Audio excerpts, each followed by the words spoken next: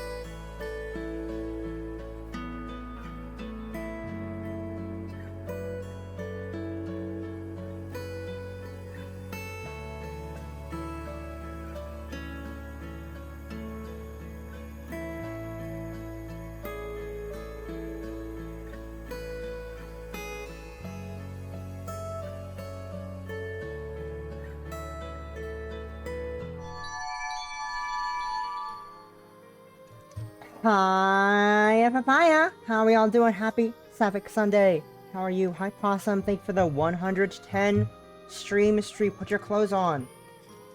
It's disgusting. Disgusting. Hi. How are you? No. No? Okay, then.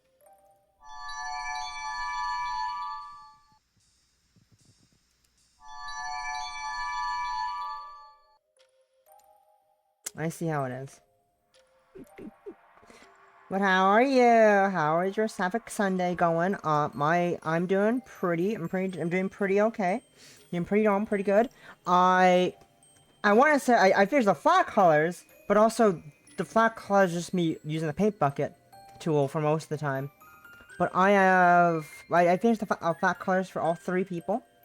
Been playing the VM. Nice, nice. I finished the flat colors for the 3 people for the 21st, and I've started shading the hair, the face and hair of the middle person. I have not. Am I finished the hair shading? I'm not sure. Maybe. Maybe I'm finished the hair. I'm not sure. I'll have to look at it later tonight to decide whether I am satisfied with my shading levels. But yeah, we're making good progress. I see you work in the background. You should try art again today. You should. I work in the background. I need to figure out I need to figure out what I want the background to be. I think I have an idea what the background to be, because it's not that difficult to figure to choose it, because you know.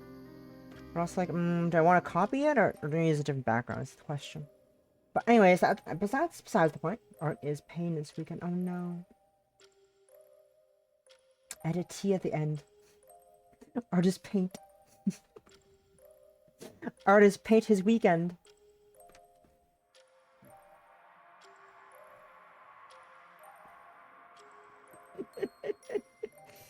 But anyways, I hope if you can figure out when you can do the arting. I almost said painting. Ow. Why are they so tiny every time I'm using my V-Roid? I don't know why they're so tiny when I'm using the V-Roid. It makes no sense. Like, look at this shit. It's so tiny. Why? Why is it so small? Oh well. Oh well. But yeah, we are back with another Ebihime game. This game came out 10 days ago actually. On Halloween. I couldn't get to play it on Halloween because I had work, so that was sad. But we're playing it now for Sapphic Sunday. I'm excited. I love myself.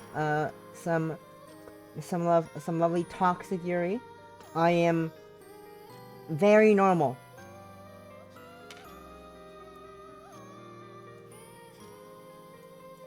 I'm very normal. Trust me. Very normal.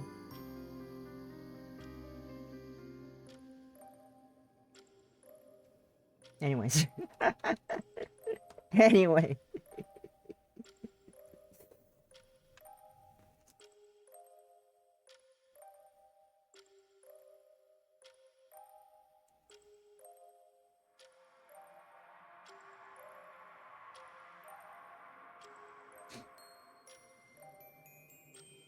Wow, I see how it is. Goodbye then. If you're gonna down me, goodbye then. Goodbye. Goodbye. Goodbye.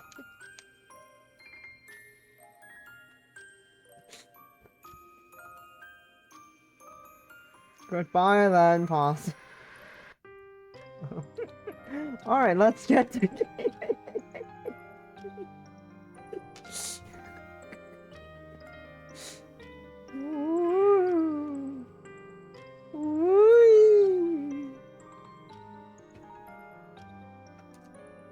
Anyways, enough fooling around. We're ready to play Ebihime's sequel 2.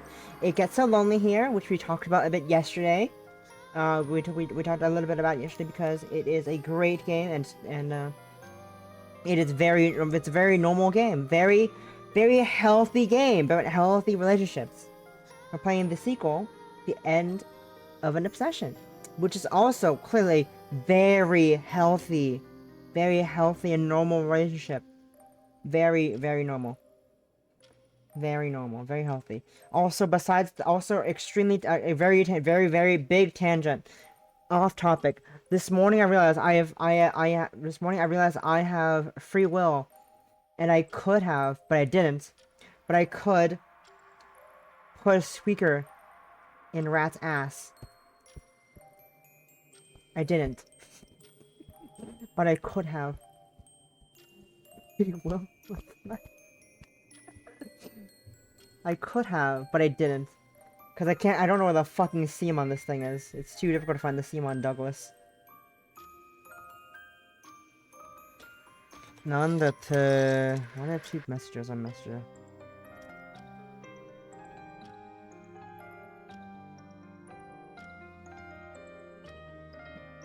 Oh my god.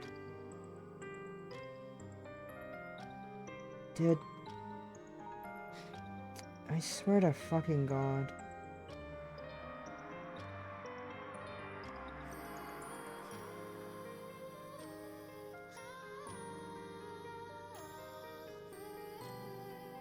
Sorry, give me a second. Not unimportant. Don't worry about that. Sorry. Anyways, we're here playing the end of the session. But yeah, I could have done that, but with the squeaker, but I didn't, because I don't know what the seam on this thing is. I can make a guess by feeling it out, but also like I can't see it clearly. There's too much quote unquote fur to find it, so I didn't.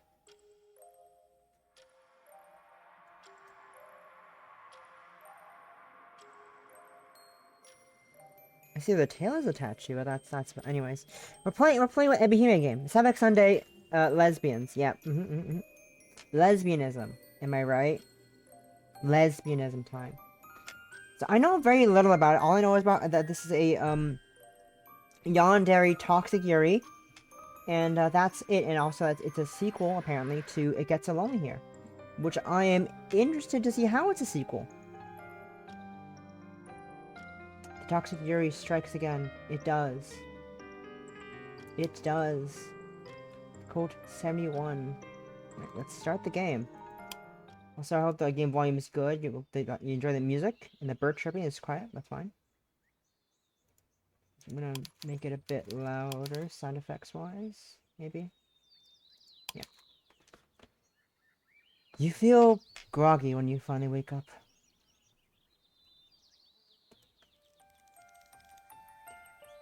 The back of your head is throbbing, but your mouth feels dry, as though it had been stuffed full of wool.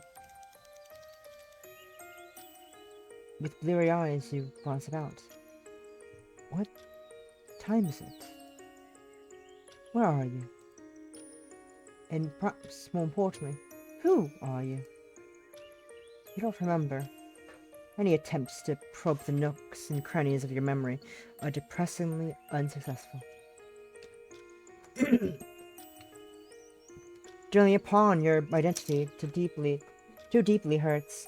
It's a dull sort of pain, rather than a sharp one. But it makes you wince, nonetheless. Perhaps it's better not to attempt to remember too much then. Thinking was never really your strong suit. You've always been a creature that... What the fuck? What the fuck was that? What the fuck was that? Why did you just rewind? Sorry, that rewind sound effect took me out of it. Anyways, you've always been a creature that existed upon pure instinct. A fool who thought that she was more intelligent than she was. Who... Ahem! It would seem that I am getting carried away. My apologies. This is not that sort of story. Yet in any case, I hardly have the energy to be too...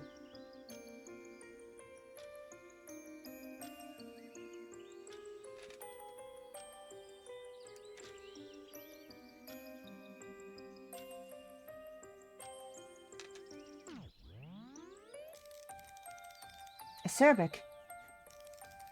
Especially in a comment, especially of a comment or style of speaking, sharp and forthright. For fuck's sake, I swear to God, has her account been hacked? Has my mother's messenger been fucking hacked? She's making 1,000 goddamn groups. They keep sending me shit. For fuck's sake, I swear to God.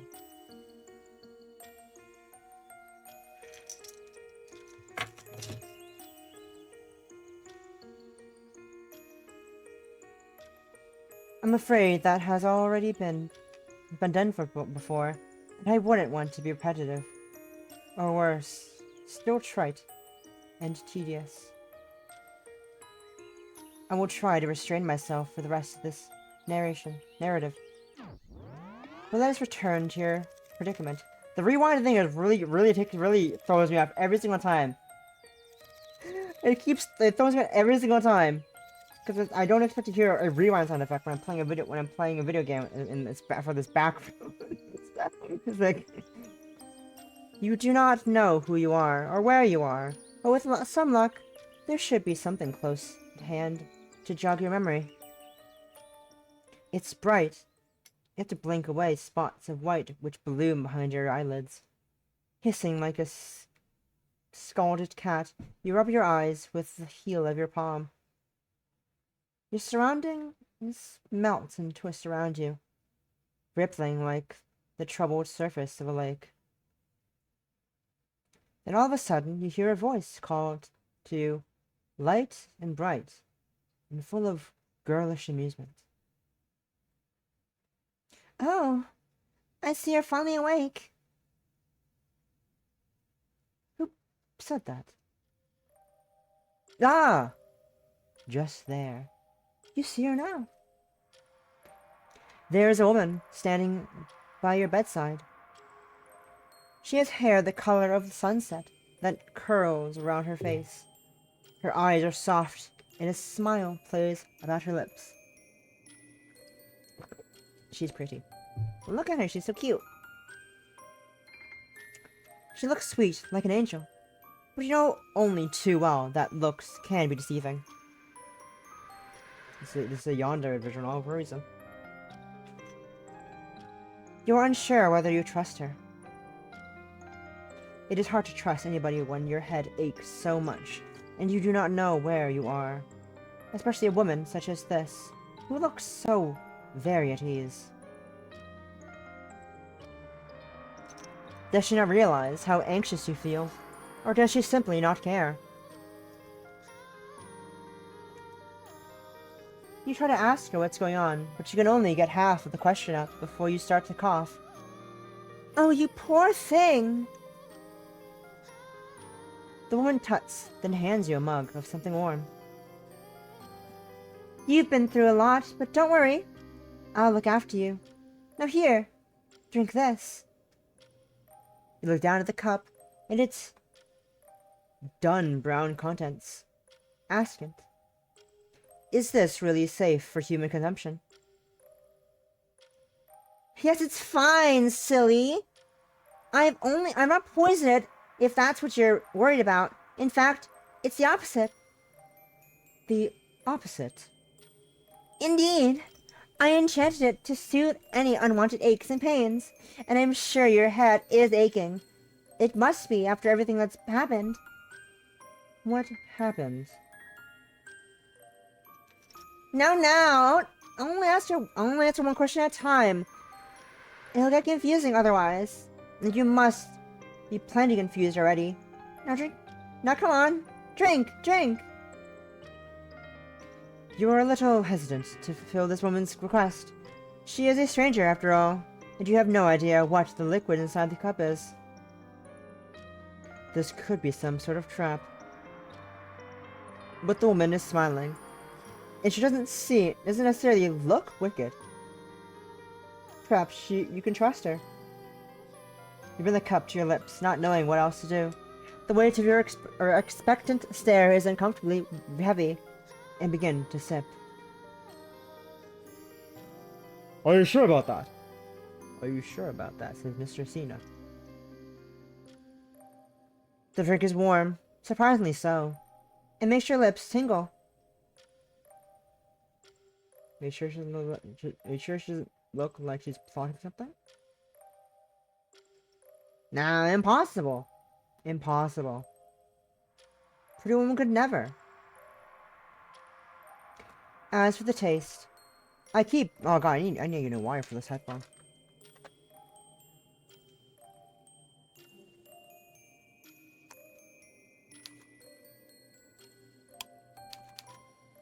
Oh, I can't hear now.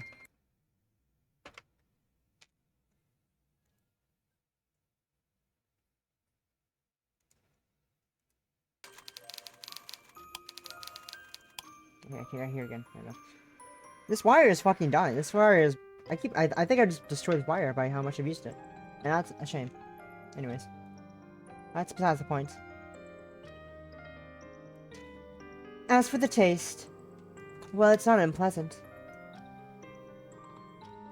In fact, it's quite nice. Is that honey? You only intended to take a small sip of the curious drink. Before you know it, you've downed the whole mug. She has a smug expression. It tastes too good. Your head feels a little lighter now. Alcohol? You thank the woman hesitantly. You know not what else to say, and she beams.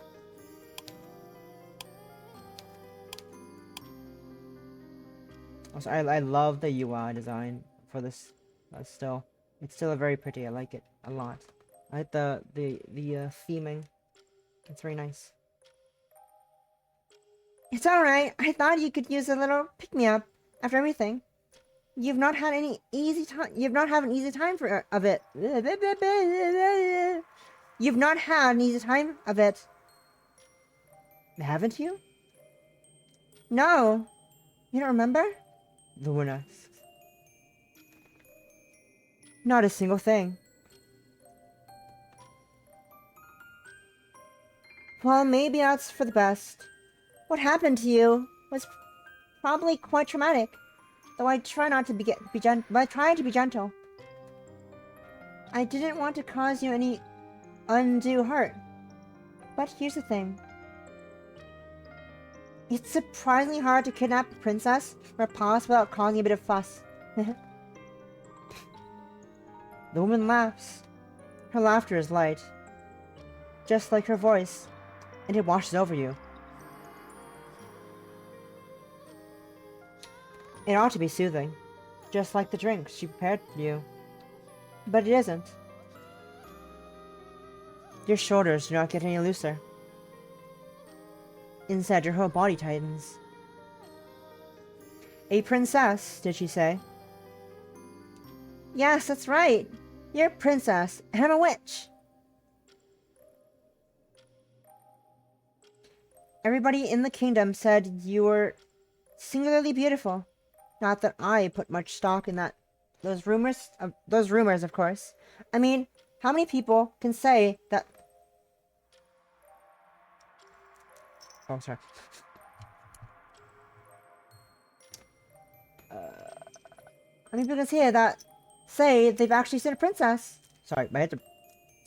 I thought there was a bead on my chair. I thought that a pearl on my chair. I thought that was from a necklace. And I realized, oh wait, that's just from the table. That's just from the table. Never mind. Every reason I looked at it like there's a pearl on the chair. Puts hand on necklace. Looks at bead again. Looks at pearl again. Oh yeah, this is the one I scratched. That's cracked. So this is one of the reject scratched pearls that I didn't give to anyone. Because it does not look scratched, it does not look cracked at all. It looks like it's been slashed with a needle a lot. Which is kind of what I did.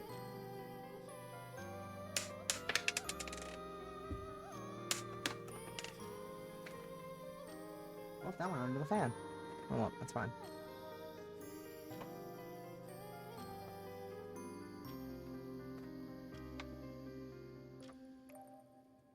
Why is there an American coin? Why do I have an American coin under my fucking laptop? Why do I have an American quarter just on my table? Huh? Why is the American cord just hiding under my fucking laptop fan? That's bizarre. Anyways, back to the game. I thought it was all hearsay. Just stuff and nonsense, really. But then I happened to glimpse you during a royal ball held to celebrate your 18th year, and I realized the rumors were all true. You really are beautiful. You're so beautiful, in fact. I had to have you for myself. The woman, the witch, leans forward. She's still smiling, but there's something unsettling about it. Her teeth, you realize, with the start, are awfully sharp. Her nails, meanwhile, are terribly long. Aww. She cups your face in her hand, her long, long fingers resting against your cheekbones. Her nails scrape against your skin like knives. Her breath smells sweet, but only superficially so. Underneath it, you think you can detect something of the crypt. Something...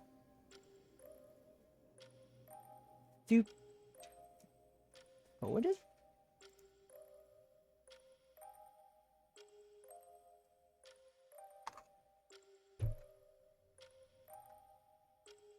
Fetid. Fetid. Smelling extremely unpleasant. Huh. Fetid. Never heard of that word before. Fetid. Now we know. Now we know what fetid means. And how it's spelled. Fetid. What a way to... What a way. What a thing. What a thing. What a thing.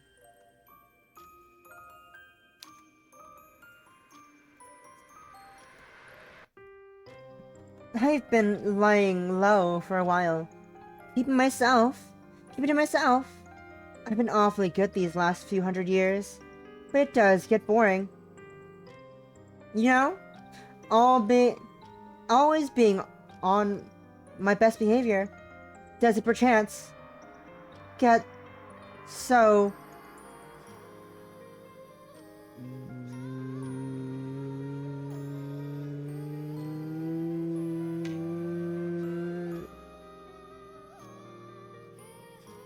Yeah, I can't think of anything. Damn it.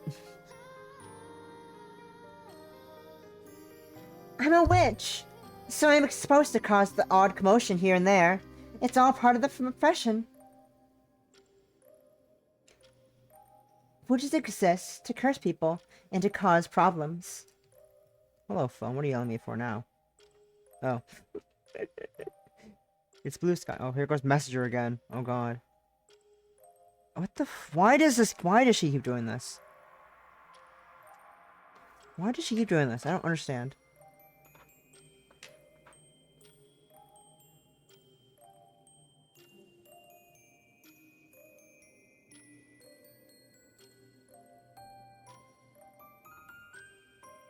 I don't understand what the fuck is wrong.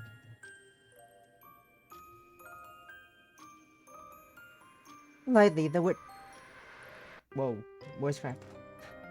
Lightly, the witch giggles, her sickly sweet breath skimming your face. And princesses exist to be kidnapped. Especially pretty ones like you.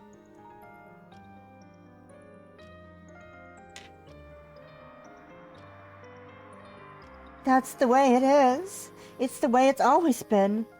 I'm just fulfilling my role in this little story. So please, don't get mad at me. We can't help our innate natures. The witch leans in, further still, her long, fair eyelashes trembling. You look so pretty in that gown of yours, which was paler than the moonlight. But I think you look even prettier as my prisoner, at my mercy, in this tower. You are in a tower? Yes, that's right.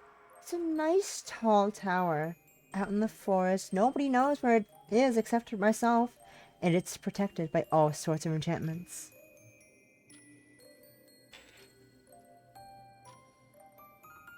It's not for anybody to get. It's not possible for anybody to get in or out. Anybody except for me, of course. The king and the queen can send as many search parties as they want. It won't make a blind bit of a difference. You'll not be escaping here in a hurry. You're all mine to do with as I please. And I'm not going to let you go.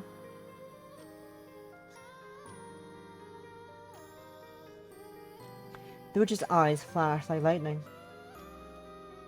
For a few moments, she looked unsettling, unnervingly unhuman. You want to push her away, but you can't. Your body no longer wants to obey you. Was it the beverage he gave you earlier?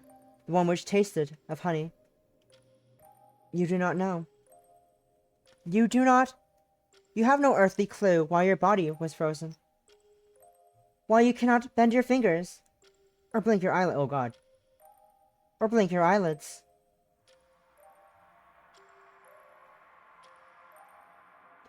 But these thoughts, and all other thoughts, for that matter, are soon scattered. Ah. Give me a second. Which one of these is best one? Which one of these two is that?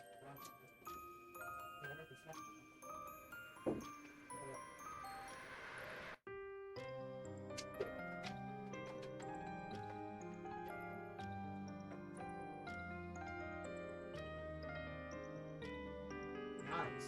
The fuck? Why? Eyes. My eyes aren't cooperating with me. What the fuck? I love when it does that. I love when they do that, when they just don't want to cooperate. Lovely. Yippee, my eyes aren't cooperating. Trying to put on the totally real and totally actually do what they do. And totally real and totally actually blue light filtering glasses. They totally do that. I don't think they do anything. I'm not sure they do anything, actually. I just put them on to make myself feel better. I don't think they do anything. Let's be honest. I don't think they do anything. They're just from a fucking the girls store, the women's store. I don't know what the Ardennes. I don't think of Ardennes in fucking America. Think of it like I think I explained this before, but think of it like Claire's, except for like teens / young adults. I guess I don't know. Claire's, but for older people, for not children. Not to use with Hot Topic. That's different. We also have Hot Topic, but that's the point. But these thoughts, and all other thoughts for that matter, are soon scattered. The witch dips her head. She closes her eyelids, her long lashes matted together. She parts her lips. Then she presses her mouth, which tastes of sugar and soil, in something sinister. Something which you cannot describe against yours. Ayo, ayo, ayo! You, of course, are powerless to resist. How could you even hope to push them away? Also, how do you know I'm look cute?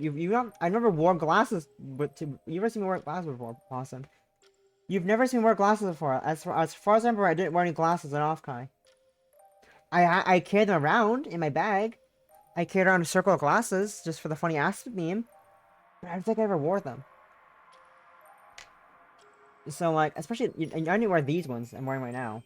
I didn't bring these ones I'm wearing to Offkai at all. So like.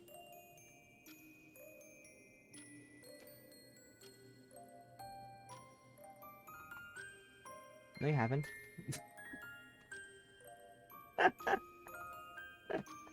No, you haven't. What are you talking about? I wear glasses. I'm a model. God, I wish I could recalibrate the fucking... I wish there was a recolor button for the camera, so I could recalibrate with the glasses for facial expression. And proper. The iPhone's fine. The iPhone knows where I am.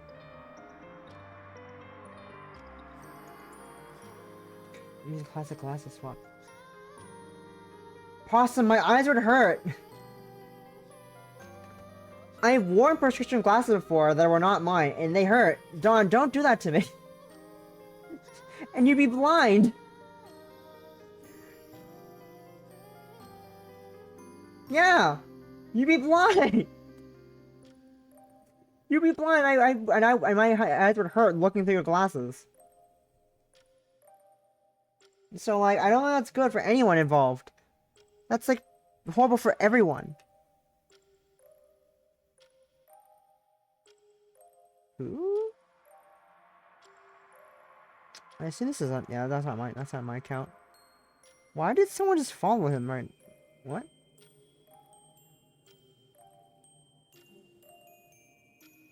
Huh. Bizarre. Anyways. How could you even hope to push her away? You were only a princess. Yes. Meanwhile, she, is a witch. It is her job to dominate you, yo. Damn. Is that not how a story such as this always go? Oh, come back! You're so pretty.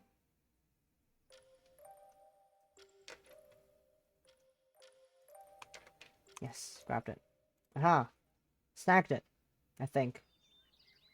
Let me check. Did I snag? Did I get it right time? Get right time? Right time? Time? Time. Let's find out. I did! Yay. It's mine. Mine now. Yoink. Once again, you feel groggy when you wake up. The back of your head is still pulsating, and your mouth feels dry, as though it has been stuffed full of wool. Again. Still. Shrug.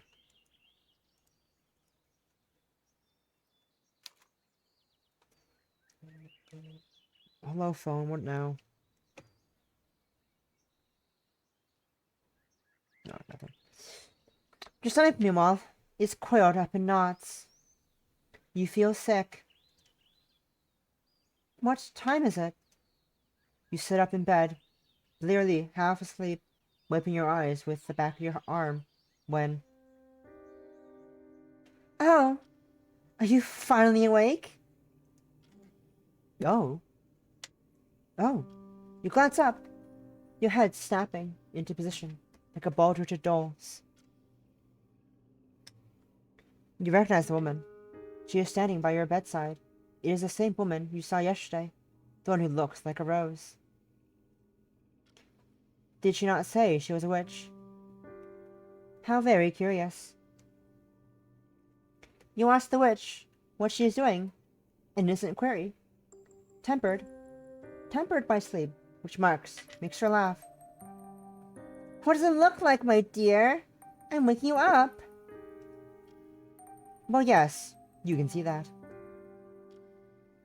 So I ask. But what time is it? It seems awfully early. It is not so early, really. It is a sensible hour. One that young maidens, fair princesses such as yourself, should be up and about. I'm sure your servants awoke you far earlier than this, when you still lived in the palace, to help you with your toiletry. Toilette. Did they not bathe you, and brush your hair, and dress you? Did they? You cannot rightly remember, but the witch is waiting for an answer. You don't want to disappoint her. If you really are a princess, surely you must have had servants. You nod. What else are you to do? And the witch smiles. I knew it! You should have been awake hours ago. But I am an uncommonly kind witch, and I don't scold you for being slatternly.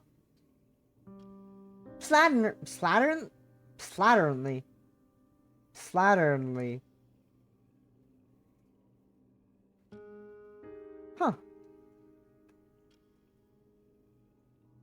I used to be scolded myself when I was younger for oh, all sorts of misdemeanors. All of most were made up. I don't want to do unto you as others did to me, but when you are not when you are my very precious guest. Your face colors a bit at the compliment, though you cannot help but wonder who would be foolish enough to scold a witch.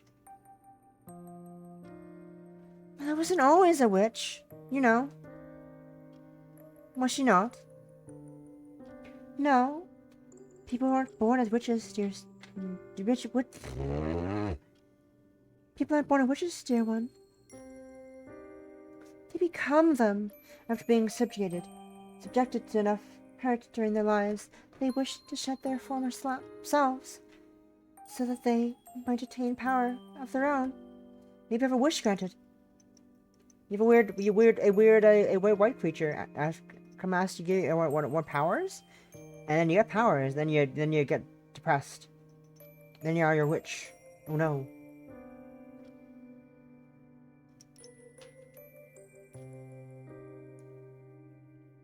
Witches are humans who were wronged, who wish to inflict some part of their suffering upon others in turn. Not that I mean to hurt you, of course. That would be a waste when you have such a pretty face. And such lovely long hair, too. No! No! The witch beams, looking positively perky, as she retrieves a gilt-backed brush from your bedside table. Would you let me brush your hair for you, dear one? Your hair? Yes, your hair is awfully tangled. You have rather a lot of it to look after. You must have been tossing and turning in your sleep because you knotted it. I doubt you know how to brush your own hair. What with your fancy upbringing or so, may I? You eye the witch hesitantly, some of your former unease returning to you. Why, you ask the witch, does she care about your appearance so much? When does it matter? When you are trapped in this tower? It matters because you're a princess, dear one. A princess still a princess. A princess is still a princess, whether she is in a palace surrounded by her courtiers or trapped in a tower with a wicked witch. In fact, one might argue that a princess is even more princess when she is being held hostage by a witch. And how does that work? It's how all these stories work. Princesses and witches are two sides of the same coin. The good and the bad. The maiden and the hag. Not that I think I look particularly hag-like. As far as witches go, I think I'm a bit of an anomaly. Oh, I could just do. Wait, I could just do this. Of course, I could just press F. Duh. I think I'm a bit of an anomaly, but you're an anomaly too. When it comes to a princess, your hair is a rat's nest. Rat mentioned. Think about how to stretch. I need to make you look presentable. Hi, Kakimi. How are you? Welcome, welcome, welcome. Welcome in.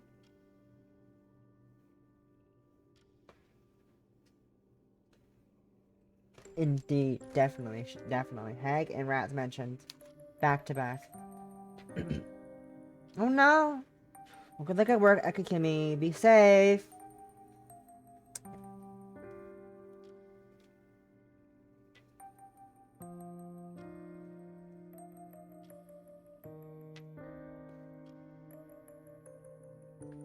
For whose sake? Mine!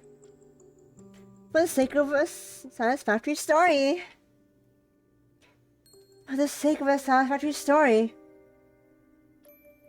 You don't understand what she means by story. This is real life, is it not? I wonder. What is real and what is not is often up to the beholder.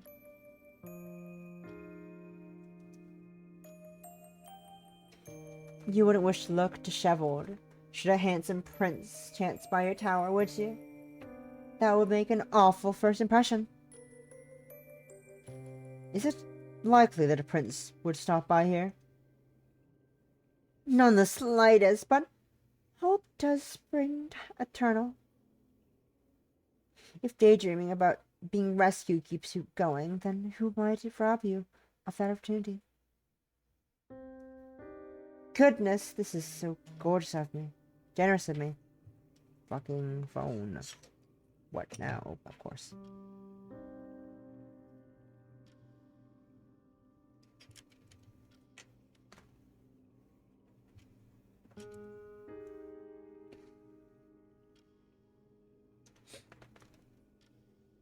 I know. I'm a veritable saintess. Saintess, now come here. Your hair isn't going to brush itself. You can see that the witch is very insistent about this, though why you cannot fathom, so you give in.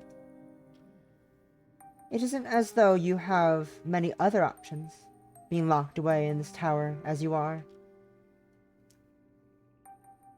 Excellent, now just leave everything to me. I have experience, you know, when it comes to making princesses look pretty. Oh, really? Is she in the habit of kidnapping princesses? Wouldn't she like to know? The witch giggles as she settles herself down upon your bed, then reaches for your hair.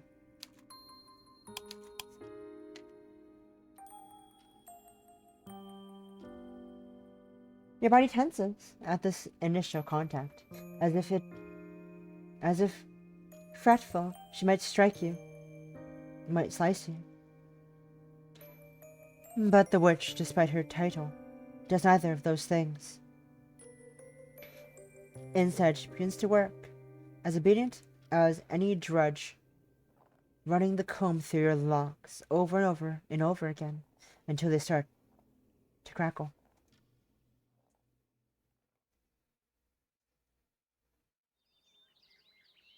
Also, that sunset was very pretty. That sunset was very pretty. I liked looking at that.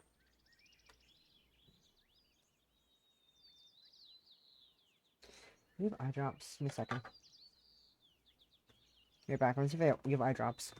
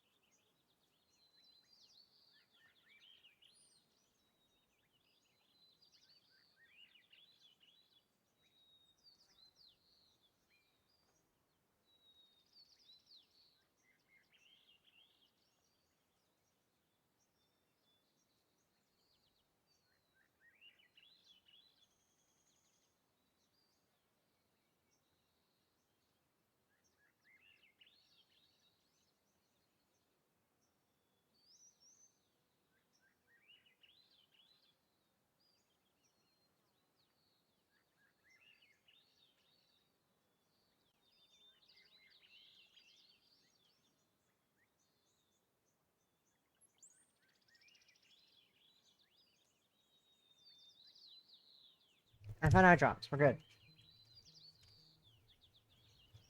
What now? Phone. Someone's online.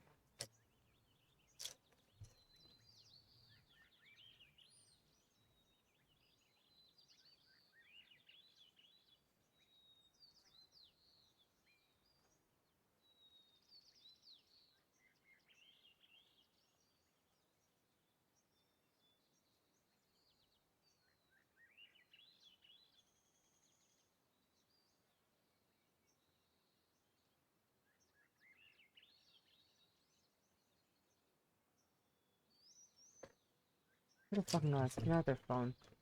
This is not their phone. What? Something's wrong with the phone. This is the first time it's happened. What the fuck?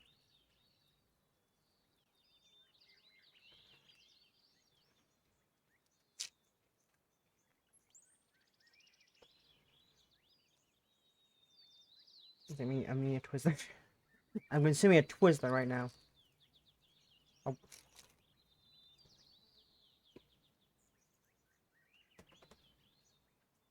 On the third morning, you're ready and waiting for your visitor. When she arrives, or perhaps appears would be a better word, inside your tower.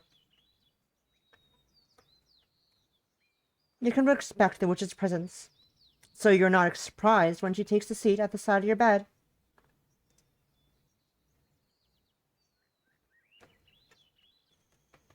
You regard her uneasily. Still attired in your nightgown, your hair rumpled after yet another night spent tossing and turning. You think you had nightmares last night, though you cannot remember them, not clearly. Perhaps you're running in them. Is that why you woke feeling so tense?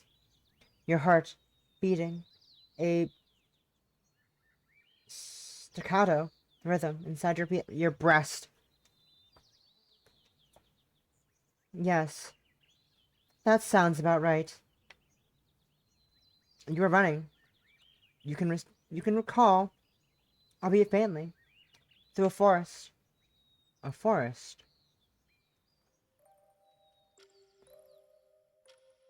But then the witch holds up a wicker basket with which a truly which from which a truly But then the witch holds up a wicker basket from which a truly mouth-watering smell emanates, and your half-recalling dream dissipates before your eyes. The witch giggles, and in a girlish manner, she says, "Hungry?" You nod instinctively, without thinking about it. You cannot remember the last time you ate. And the witch beams. I thought so. Now here, the witch reaches into her wicker basket, then holds a flaky pastry out towards you. Do you want one? Would you like some tender flesh? You stare at the pastry, your gaze fixed as to it as if it were a holy grail, a sacred relic, a tender flesh. All of a sudden, you can think of nothing but food. You're ravenous, so much so, it almost scares you. It is strange, though. You cannot recall feeling hungry at all, not until the witch presented this pastry to you. It is almost as if your body forgot what it meant to be hungry, until now. You could have done without the hunger. You could have done without the hunger pangs. But now you just remembered what hunger is. You can feel it gnawing at your insides. You are not dripping at the mouth. At least, but you might as well be. You could reach out and take the pastry from the witch's long, bony fingers. Then stuff it into your mouth. You could tear your teeth into it, then swallow it in 2 bites. The thought is a tempting one, but it is very not princess-like. Starving though you may be, you must maintain your dignity. The witch watches as you hang back, abashed and touched. Oh, stop being silly. You don't get any food in your belly. You'll starve. Not even princesses are immune to hunger. Now look here. The witch breaks a piece off the pastry from... The witch breaks a piece of the pastry apart from with her fingers. Then she proffers it to you. Proffers it to you. Say ah. What? Are you really doing this? Doing what? This play act, you mean? Like lovers, or else. Does she mean to treat you like a pet? I am not treating you like a pet. You are my pet. I own you, and you belong to me. You are mine to toy with as I choose. But for the present, I would prefer to be nice to you, not nasty. Don't make me regret this decision.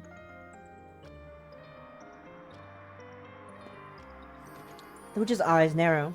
A foreboding shadow crosses her pretty face, though it lasts less than a moment before it dissipates. Now come, stop this silliness. Eat. You still feel uneasy, but the witch's voice is firm and hard beneath the layers of sweetness and light, and you know better than to argue with her.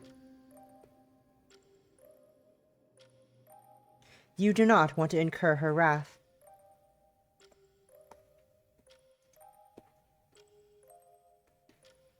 You lean in. Then, as obedient as an enchanted lover, you part your lips for your captor. Oh.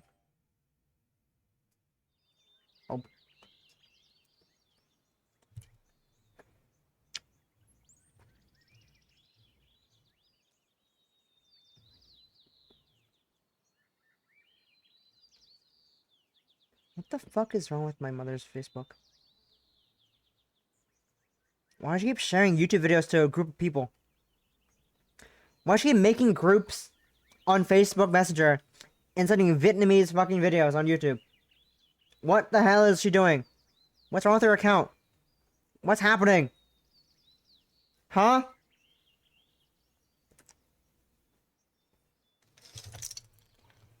What the fuck is happening?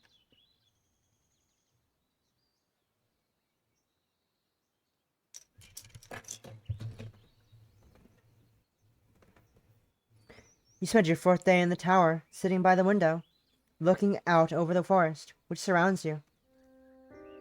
There really are a lot of trees, you think, distractedly.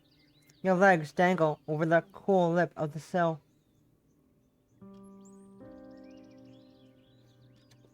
They spread outwards, like a green blanket, or else like an ocean wave, rippling and undulating in the breeze. You cannot look directly at the ground for too long. It makes your head spin. Just how high up are you?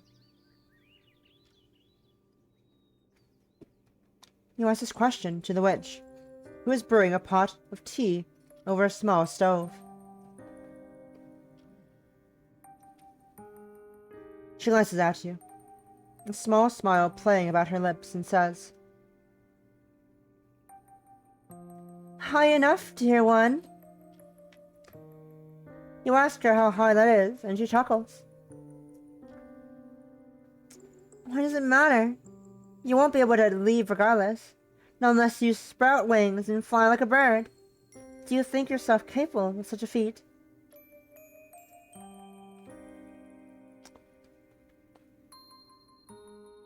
Witch's eyes bore into you.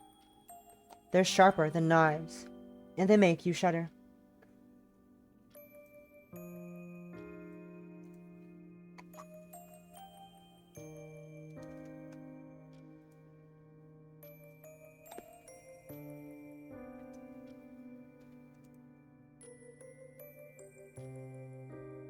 You glance away from her, back out the window, over the treetops.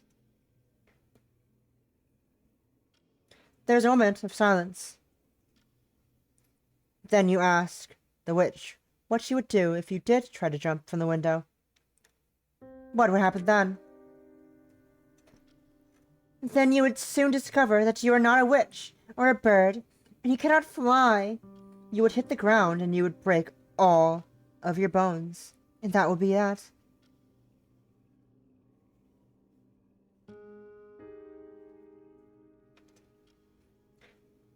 Then you would die. Most likely, which is why I would not advise it. Of course, you're always welcome to try. But you'd be much worse off for it, don't you think? You suppose being crushed into a bloody meat pulp on the ground would be significantly worse than submitting to the indignity of speaking to the witch every once in a while. I knew you'd say that. You're a clever girl. It must be your fancy education. You princesses are all so very smart. You bask in the compliment for a few moments, but something in the witch's words makes you frown. What does she mean? Princesses?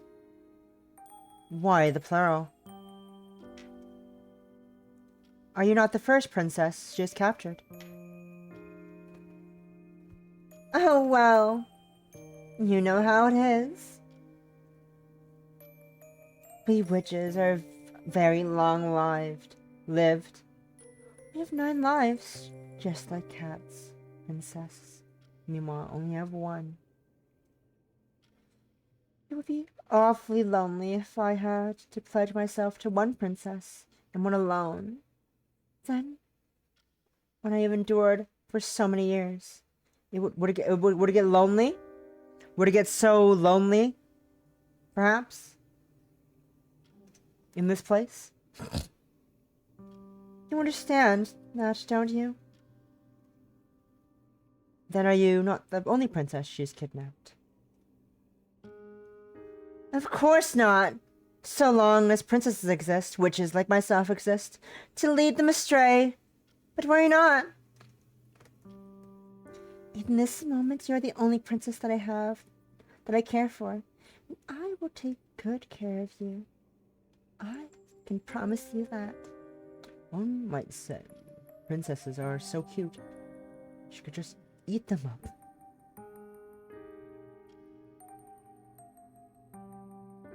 And some might even try to slay this princess. But why would you? Why would you want to slay the princess?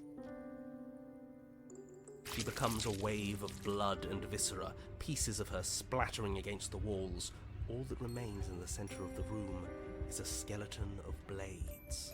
Yes! Behold, the perfect woman!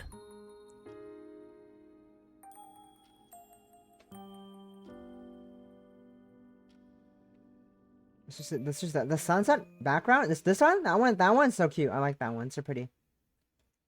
Oh dearie me, where has the time gone? The witch addresses you, thus during your 5th day spent in captivity, after she is tired toying with your hair. She stayed at your side rather long during this visit. Longer than she has in those past. Those in the... Oh, fuck, I can't read. She stayed at your side rather longer during this visit than she has those in the past. And now the sun is beginning to set. I'm invisible, right on? Yeah, I am. On invisible. Good. Good. Good. The witch observes you, her long-lashed eyes narrower, then says, "It's unfortunate, but I fear I cannot spend too much more time by your side. I need to be off, even if I have work to do." That's funny. You thought that as a witch, it would be her role to kidnap fair maidens, and is that not her primary line of work? Oh, I wish! It would be nice if there was any money to be made in kidnapping princess maidens. And who knows? Perhaps there is. If they put a ransom on you, I'm sure the king and the queen would acquiesce to my request. I could even make quite a tidy fortune from capturing princesses. But they say you should never mix work and pleasure.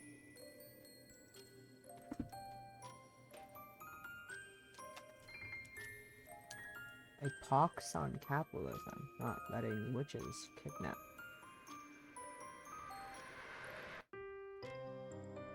What a shame. Well, it would be nice to make profit from my passion. I wouldn't wish to tire my favorite pastime. That would be a true tragedy. So she regards kidnapping a young woman as a pastime.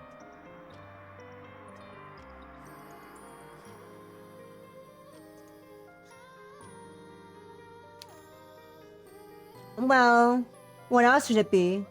It's just a bit of fun. It's just a bit of fun. For her, maybe.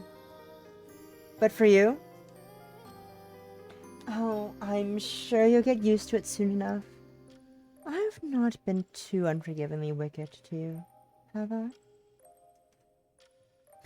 You think briefly upon the kisses that the witch has plied you with during the last few days, her mouth pressed firmly against your own, lewd. You can recall the taste of her saliva upon your tongue. It was oddly floral, wasn't it? Everything about this witch is oddly floral, though you think she might be compensating for something. When she kissed you, though, you thought you could taste the earth and the dirt, silty soil, and writhing worms.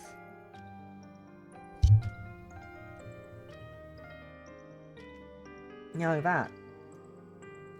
A moment passes, you blink, then quietly, you say no. She hasn't been too wicked to you. She has, by all accounts, been treating you quite gently, surprisingly, so for a witch. Well, there you go then. You have enough food to eat, and clothes to wear, and books to read. What more could a girl want for? Oh, you don't know. Your freedom, maybe. Freedom is overrated. How much of it did you have when you were a princess? That is a good question. You cannot remember. That's what I thought. The witch smiles smugly. Then she leans in. Shakes your face between her palms, cupping it, then says, Now look, there are many, many people out there who seek the aid of witches such as myself. There are many sad, lonely little girls out there with no friends and family, and nobody will listen to them. Granted their wishes is my job, though I fear I have been ignoring their plaintive cries in favor of spending time with you. My clients will probably get angry if I keep shirking my duties. Now that is particular. You're surprised that so many people would willingly seek the service of a witch. They not have a bad reputation in these lands. Indeed we do. A bad reputation is better than having no reputation, though. Some people are desperate enough that they're even willing to turn to the devil for help. I thought that you would know that already, dear one. You fail to see how this conversation, no topic, is related to you. But again, you have always been a bit slow on the uptake. In any case, I'll be busy for a few days. I won't be able to play with you as many regular visits. Pay you as many regular visits as I have been. But don't fret. I will try to hurry with my obligations as quickly as I can, so I can be with you once again, like fate ordained. Fate? State Night? Zero? Unlimited Blade Works? Heaven's Feel? Apocrypha?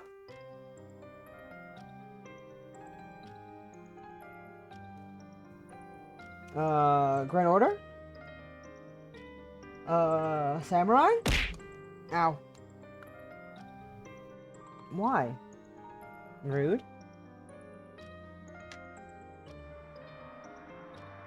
Yes, indeed. The princess is nothing without a witch to keep guard over her. Without me, I fear your existence would lose all meaning.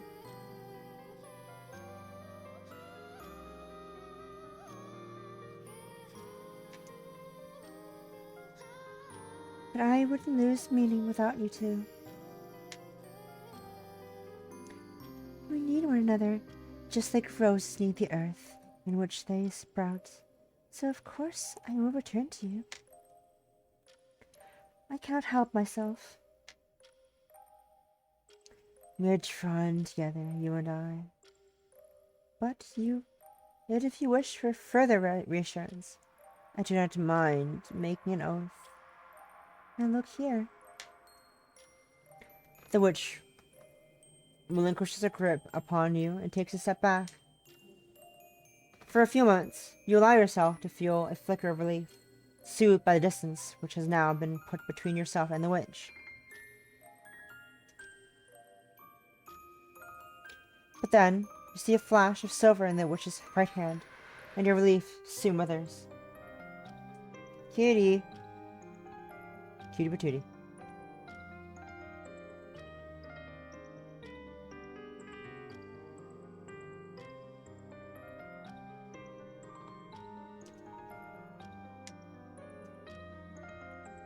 What is she holding?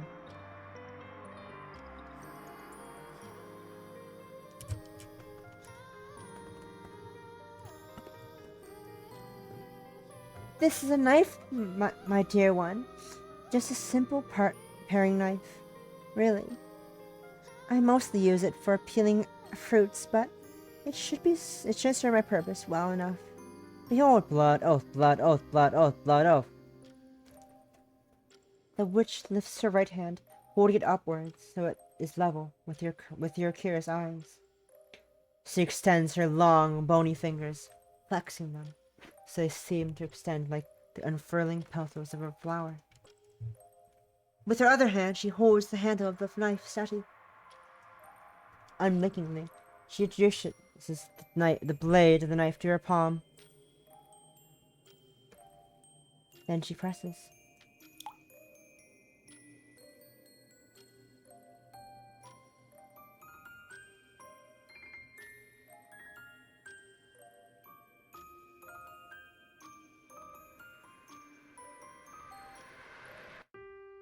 Blood begins to bloom as her white flesh is on her white flesh in moments, her skin cleaving beneath the tip of the knife.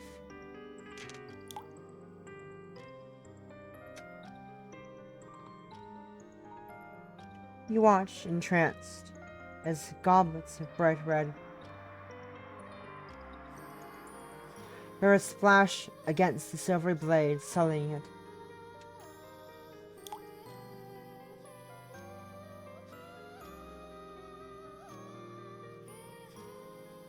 The witch cuts herself without any hesitation, without any emotions, as a gardener might snip through the stem of a flower. A pair of scissors.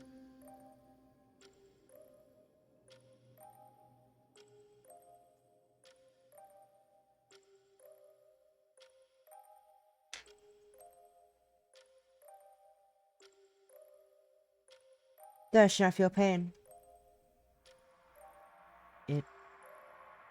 does not look like it. Her expression is quite impressive.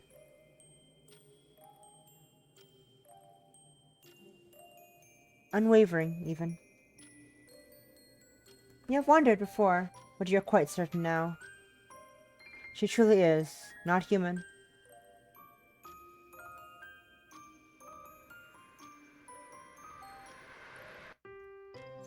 She's transcended such a petty notion. She has transcended supreme notions to become something otherworldly, to something extraordinary.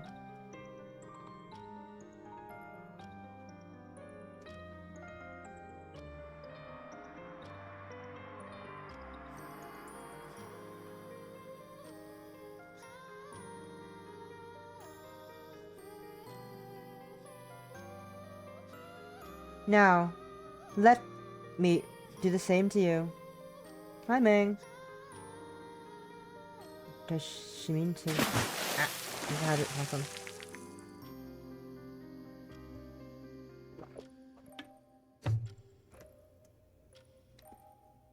But of course, a pact has no meaning if only one person is making it. Of course, a pact has no meaning if only one person is making it. Just as promises have no purpose if only one person is willing to keep them. I am already offering myself unto you, dear one. So you need to offer yourself up to me too.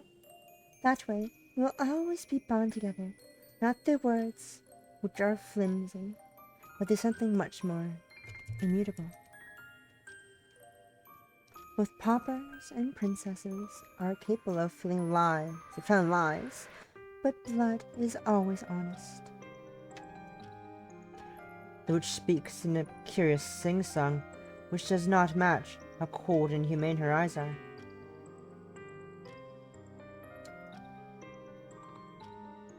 I don't know.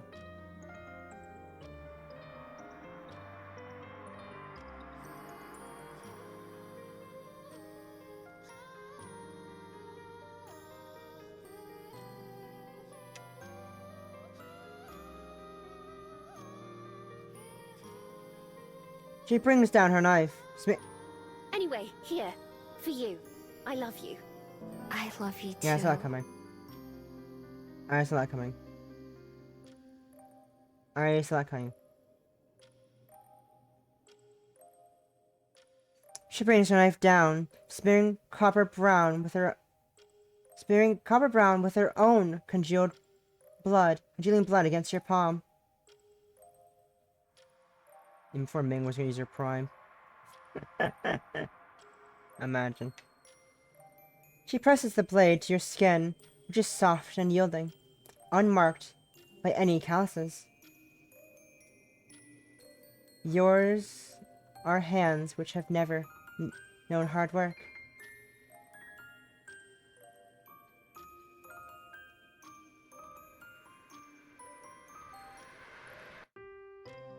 Your hands which have never before known any hurt.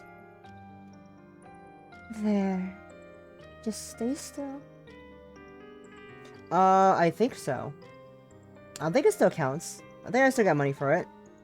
I assume. I assume it's there for a reason. Right? I don't know.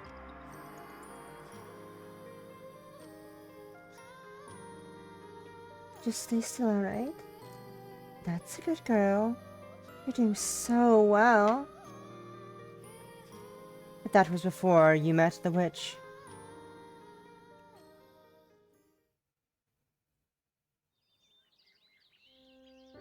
Alright, good luck on your grind, May. Thanks for the lark. Once more, you find yourself sitting by the tower window, looking out over the forest. The witch was right, you think gloomily, as you scan the tops of the trees. This tower really is deep in the woods. Though you strain your eyes, there is nothing but green. Green and more green. The trees are nigh and endless. You have pondered the pros and cons of jumping from the window before, that you might run to safety, but you already know that that is a fool's errand. Your room in this stone tower is too high up for one thing. For you to jump. If you were to attempt it, you would shatter both of your legs or worse. You are unsure whether you can survive the fall, no matter how verdant the grass. At the base of your tower. And even if you did survive, you would not know where you are to run. You do not know where the nearest city is.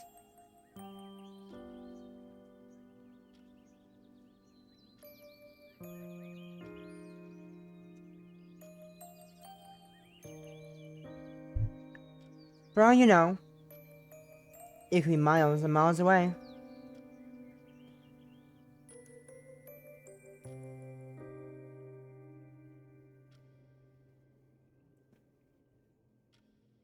Nobody will be coming to save you, and you cannot save yourself. Princesses shouldn't be too proactive.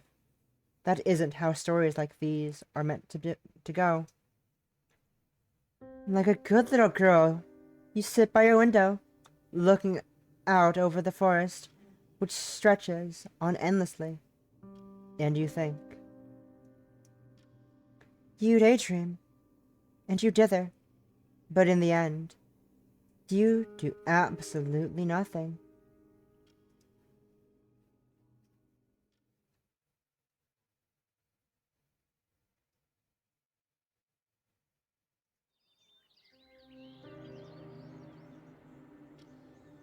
Once again, the witch doesn't come to see you. It's been 2 days since last you saw her. Only 2 days, but the time has begun to drag. If she went through all this effort to kidnap you, then shouldn't she make an effort to spend a bit more time with you?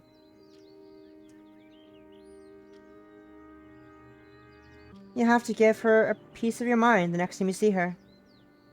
But why? It really isn't proper, leaving a lady such as yourself alone for so long. But has it really been that long? It has only been 2 days. That is not so very much. Why then do you feel so uneasy?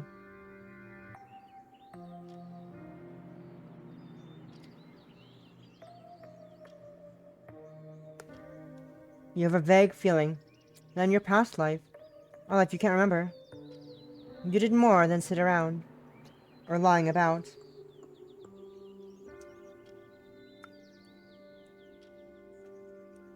But what else do princesses do, other than wait? They wait in their palaces for balls, and then they wait at these balls to be asked to dance, and then they wait for a handsome princess to propose, and whisk them away to other bigger castles.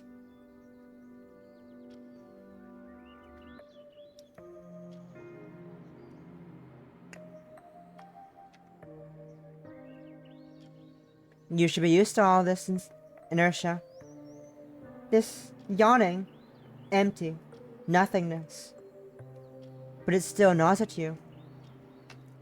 It consumes you, eating you away from the inside out. But you are a good girl, at the end of the day, and you know better than to overstep the boundaries of the role the witch provided you. You are a princess, and princesses ought not to try and escape. All you can do, instead, is remain in your room and let the world pass you by.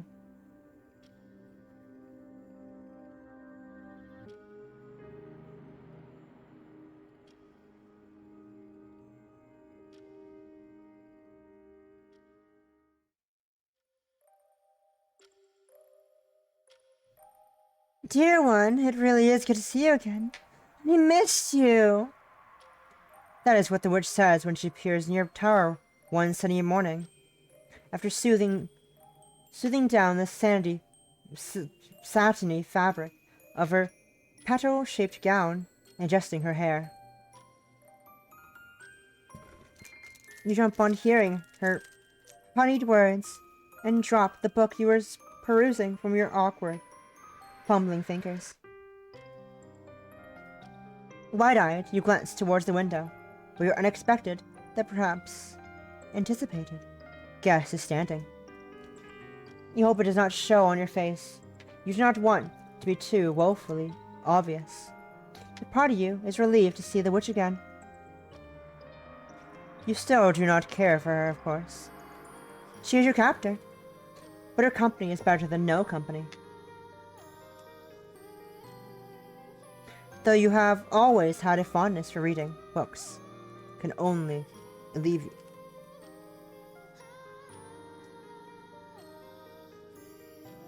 Yeah.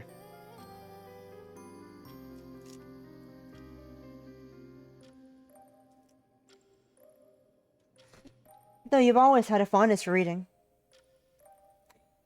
books can only alleviate so much of your loneliness. It is always better to have somebody else to speak to, even if that somebody is a witch. Have you been getting along, dear one? The witch asks you, her voice positively skipping as she approaches you. I hope you've not been too bored without me. Your cheeks prickle as you dip your head. Quietly, you mumble something in response. It has been not too bad, really, but you read books enough. Amusing diversion, yes. I know that full well. I used to read a lot myself when I was younger. Wrong voice. Amusing diversions, yes. I know that full... Ow, ow, ow. Hi, Zoe. This is gay. I know that full well I used to read a lot myself when I was younger and more awkward than I am now. In my youth, all my friends could be found inside books. I'm glad that we have so much in common. You'll have to tell me all about the stories you've been reading later. But for now... Good morning, Aspen. Good morning, Miho to you. The witch looks you up and down. She takes in your disheveled state. You have not been awake long, though the sun is high in the sky, and tuts.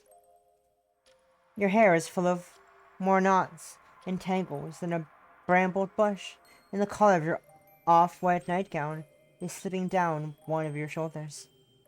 Ayo. Shoulders. Scandalous shoulders. Ayo. You must make quite the sight. A supposition that the witch affirms with a click of her tongue. Dear, dear. You have not been looking after yourself at all. I know being shut in this tower must be tedious, but you're still a princess. You can't afford to be so careless with your appearance. You really would be helpless without me.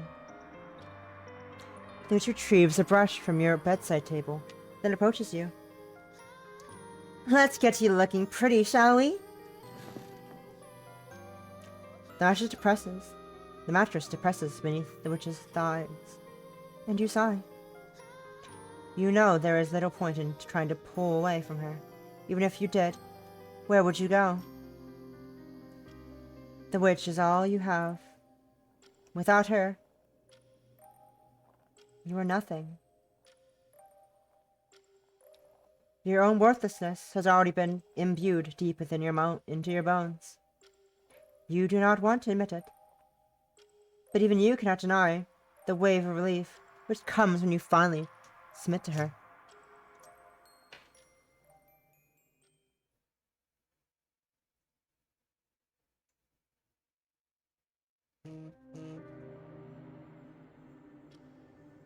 Email. Oh. The Stockholm syndrome is kicking in. It is. It sure is. You love that, don't we? It's great.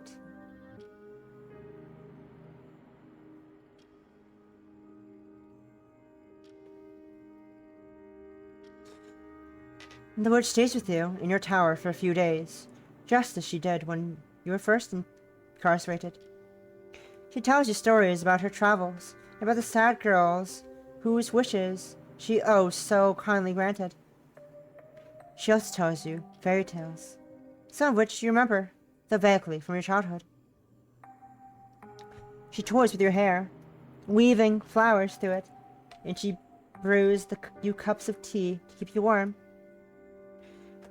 She dresses you in various outfits and paints your face as if you were a doll. Then, when night falls, she takes you to bed, embracing you, your bodies slotting together as if it were meant to be. Though her touch unnerved you in the beginning, you begin to find a strange sort of comfort in her proximity. You cannot recall anybody being so gentle with you as her. Though perhaps that is not saying very much, given you cannot recall much at all. Then, when she leaves you, you cannot help but feel her loss. The tower feels uncomfortably empty in her absence, like a newly missing tooth, an empty cavity which aches.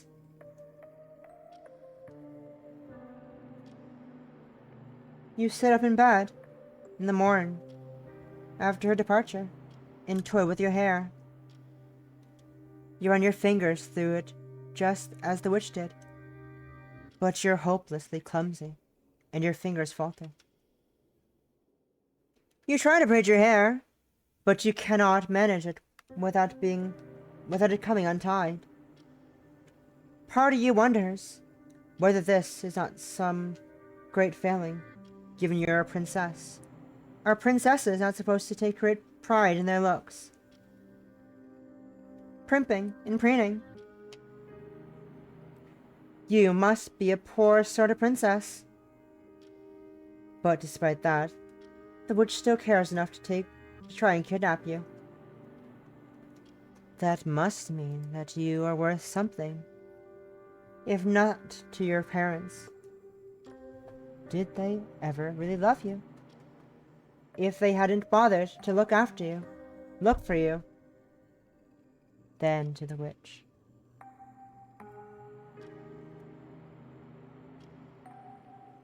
At least you have her, and that is enough, for the present, to soothe you, no matter how hollow your heart might feel.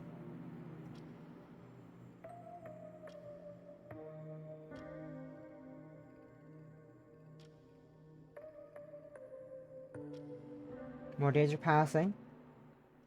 Oh god. Oh god, that's a lot of days. The days pass by slowly as you wait for the witch's return. Not, you try to tell yourself, that you really care about her. Welcome back, Kimmy. She might have braided your hair, so gently. Threaded flowers through it, and she might have fed you sugary sweet treats with her fingers. But still, she tore you away from everything you once knew and loved. She has ruined your life. You know that you should despise her. But when the witch finally returns, you set your book down a little too quickly and look at her a little too expectantly. The witch seems to notice. She notices everything with those eagle eyes of hers.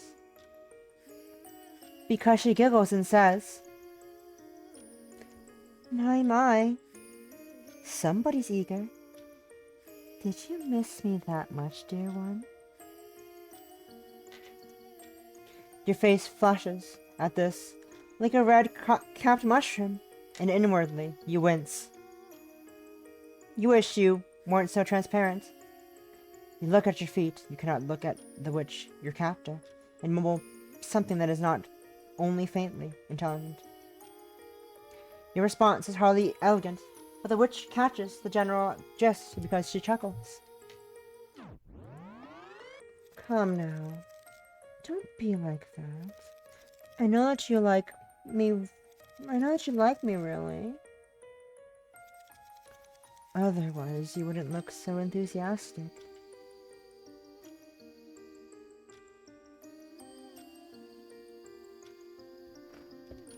You tell the witch solemnly, in the voice of a truant child, that you are not enthusiastic. She is reading too much into things.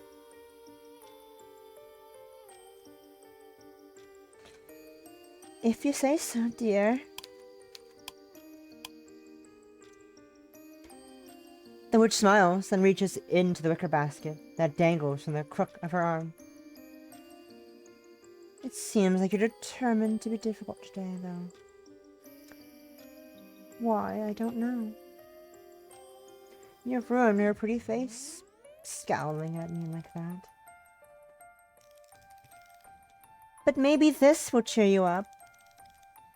The witch draws something from her basket, and entranced despite yourself. You observe her. You see that she is clutching a small stack of books. 3 of them, to be precise, bound in leather. She holds them to you, like a peace offering. Her smile, soft. Give me a second. This is, I think what it is. Probably, yeah.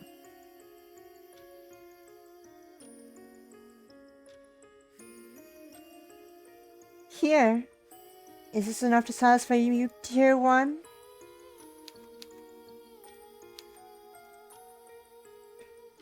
You thank the witch for her thoughtfulness, feeling ashamed by your early contact, and she beams. It is no trouble at all. I would not wish for you to be bored. Now let me look at you.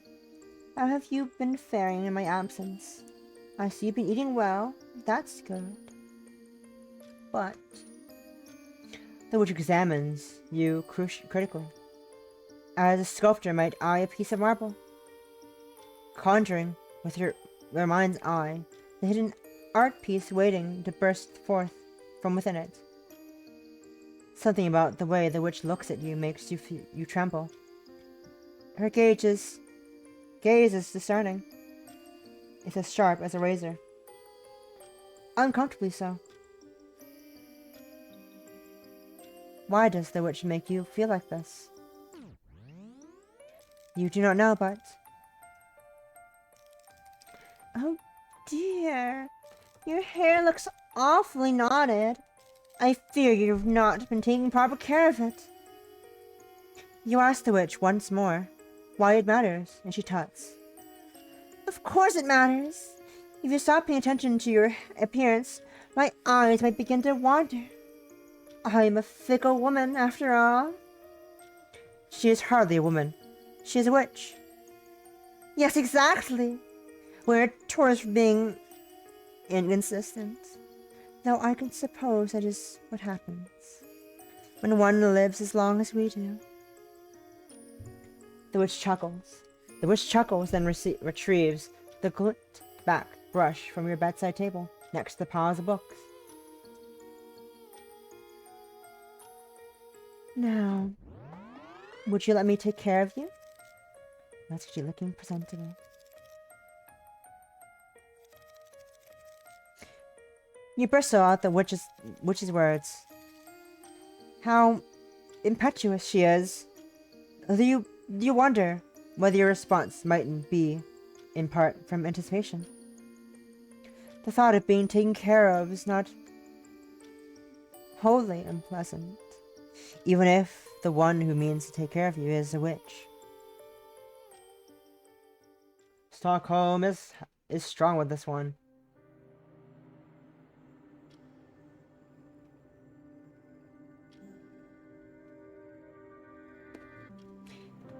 It has been almost a month since you were kidnapped.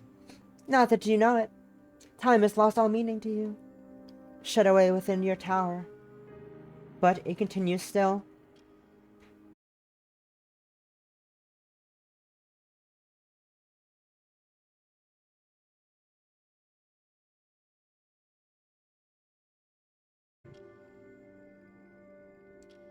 Why?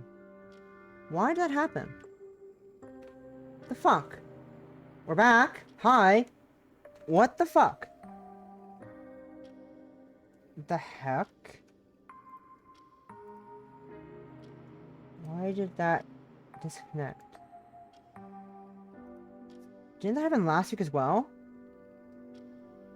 I thought that happened last week as well, around the same time, right? Did you just get last week as well? What the heck? Weird. What's a special? Oh. Hmm.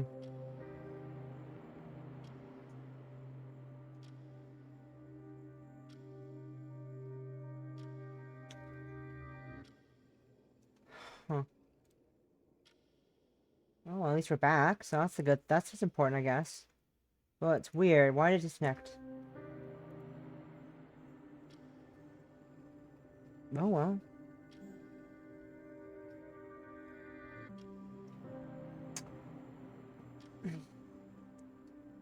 That is 30 days and soon to be 30 nights. More than 700 hours spent trapped within the stone walls of your new home. Yes, you suppose. You might have begun to regard this place as a home. It is where you live, you now live, whether you like it or not. You have not yet found a way to escape. You do not know if such a thing exists. The walls of your tower are thick and impermeable. Your room is too high for you to jump out the window. There are no stairs which lead downstairs. There are no stairs that lead downwards to the entrance at the base of the tower. If indeed there is an entrance at the base of the tower. For all you know, there is no way out. Is that not what the witch told you? She said she was the only one able to enter and exit this at will. You, meanwhile, are quite in her thrall, incapable of escaping. You've been in there for such a long time, you're beginning to wonder whether you even want to escape. Where would you go if you were to leave? What would you do? You do not know.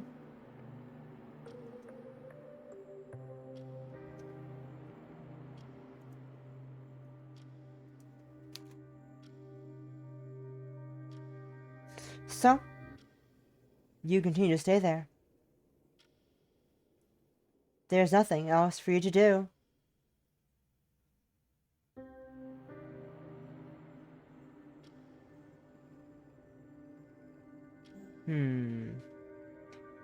I wonder where the title of the game comes into play. When do we end this obsession? Do you really feel like streaming, dear one? The witch asked you this question one day, when she's sitting with you upon the bed. Once more she is toying with your hair, her fingers snicking through it, like the teeth of a comb. Her fingers are long and cold, as are her nails. They scrape against your neck, oddly inhuman, and you tremble, though you try to suppress it. You do not want to let her know that she unnerves you, or worse still, that she endears you. You ask the witch, who sounds uncommonly wary, whether something is bothering her. She sighs in response. Is it that apparent? It is rather apparent, yes. It is not like the witch to speak of being tired. You thought this was an emotion which afflicted lesser people, not all-powerful beings such as herself. Oh, you flatter me. I am hardly all-powerful. I endured my fair share of hardship before I was able to become the woman I am today. I have suffered in my time, oh yes. More than you might realize. But my recent suffering has been of the more manageable garden variety, I suppose.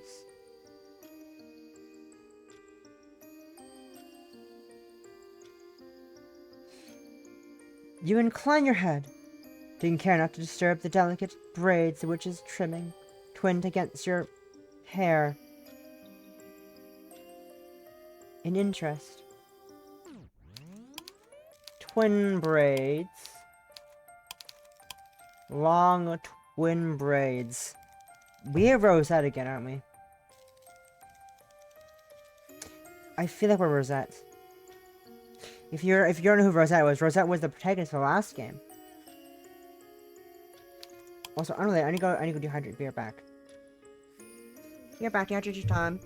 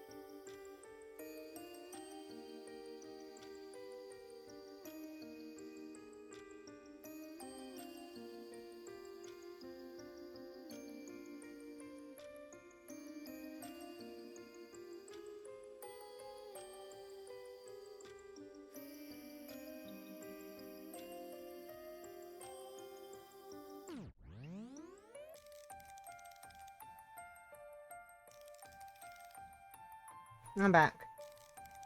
Alright. Hope you didn't miss me too much. Hope you need to burn the place down, because that'd be horrible if you burn the place down, because I need this place. It's kind of important to me. Nothing. Okay, we're good. Nothing's happened yet. We're good. Sorry, I'm just checking Discord real quick. Anything important's happening? The answer is no. Nothing important or urgent's happened yet, which is good. It's always good when nothing's happening on Discord. And this is... That's fine. Okay. Check if I read that already. Answer is yes, I read that already.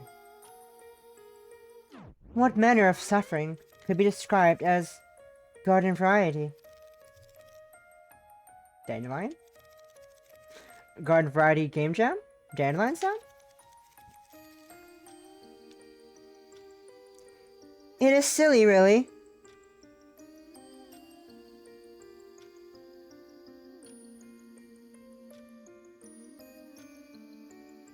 It is silly, really. But...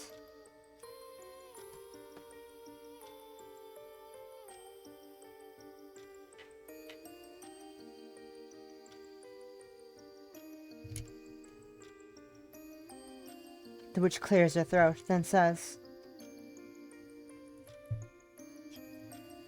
I told you, I granted wishes, yes?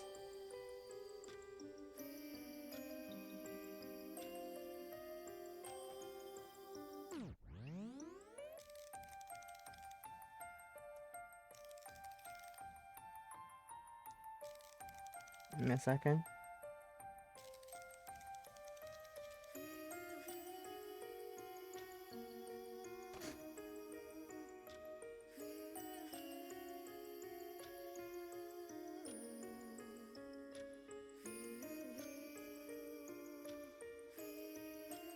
I told you that I got your wishes, yes?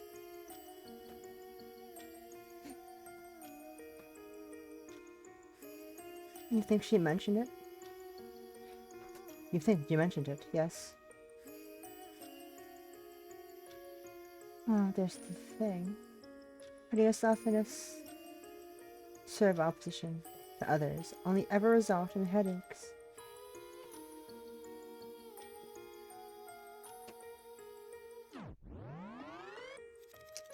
Wait a second.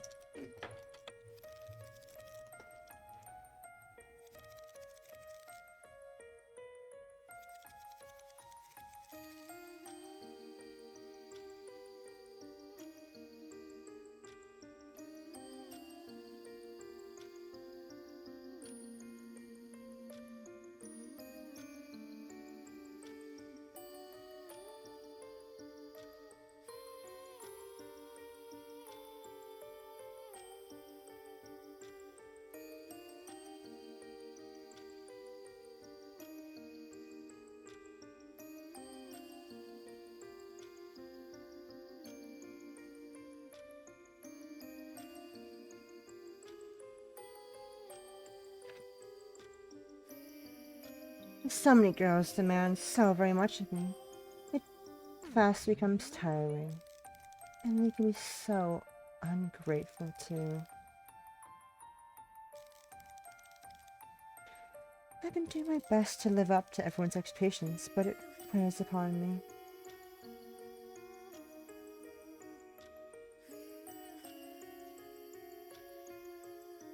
I've rather begun to sicken of other people.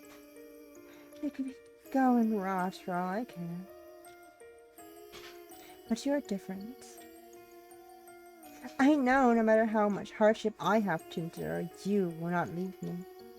You won't abandon me. I won't let you.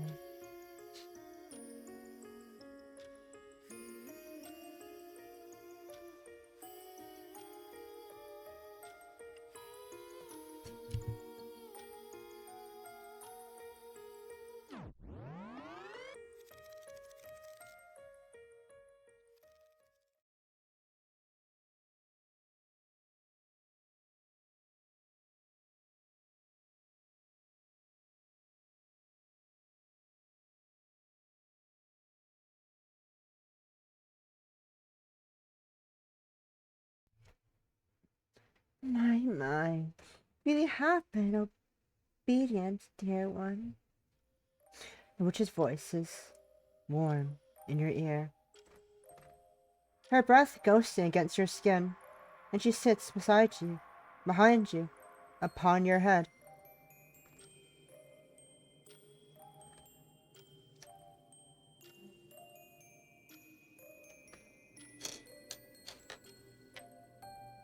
Once again, the witch is toying with your hair. She never seems to tire of it, and you no longer try to pull away from her.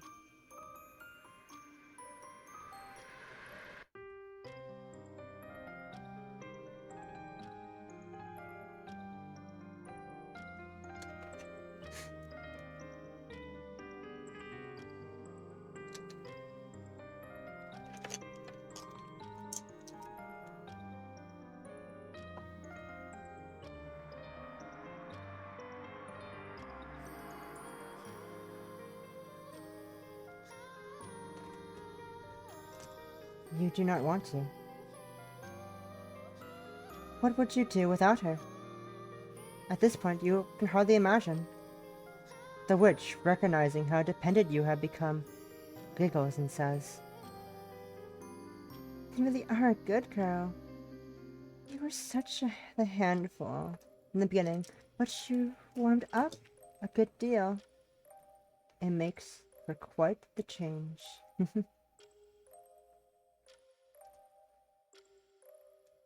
Now tell me, dear one, do you miss me when I'm not here? You swallow.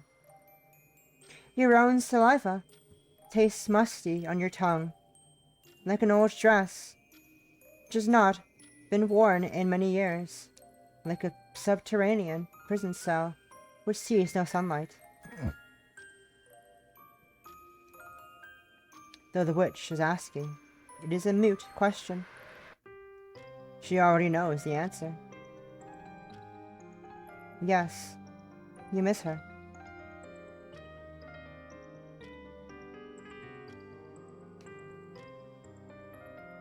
When she is away, you miss her awfully. How nice. I'm glad to hear it. It's wonderful that you can finally be honest with yourself. But I think you're still holding back. Holding back? Indeed. I think your feelings towards me, dear one, are even more intense than that.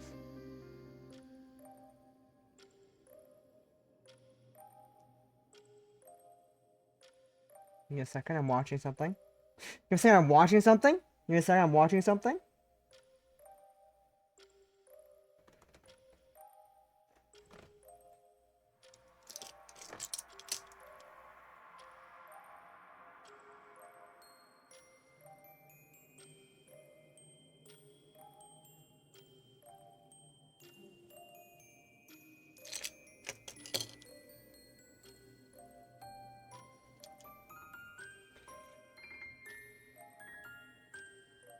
If you miss me, then it makes me wonder. Do you also love me?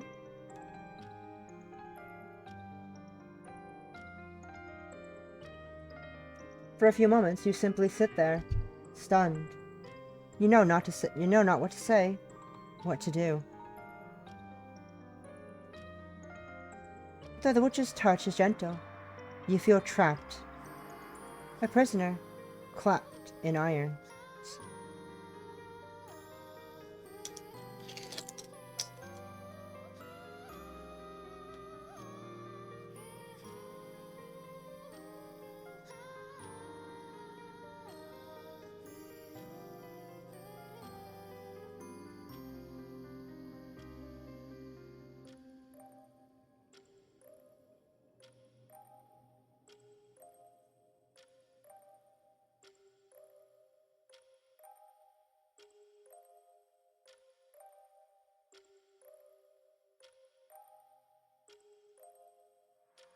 The witch's touch is gentle. You feel trapped, a prisoner, clapped in irons. If you had strength enough, you would throw her hands off you and scramble away, clutching what little remains of your dignity to your chest.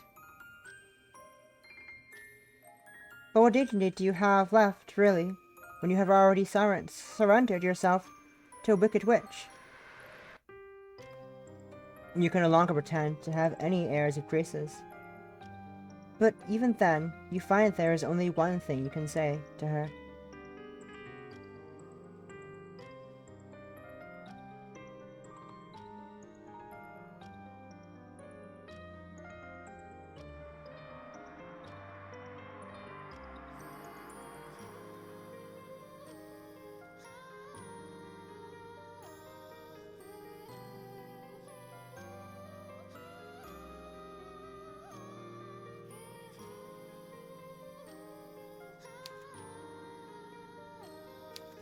Oh, she's so pretty. She's so pretty. This is a lot. She's so pretty, though.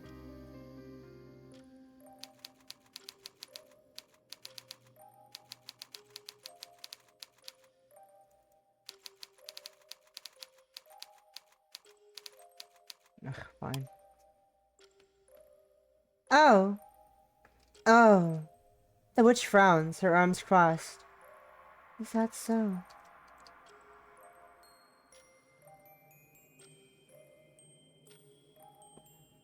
That'd be funny.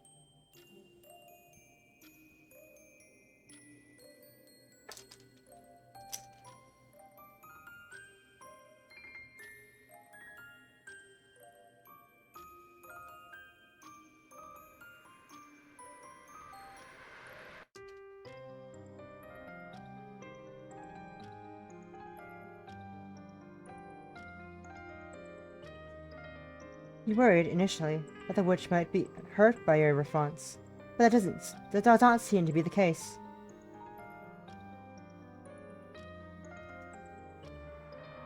Instead, she seems to ponder, now holding one hand behind your chin. Now holding one hand beneath your chin. A moment passes, and then...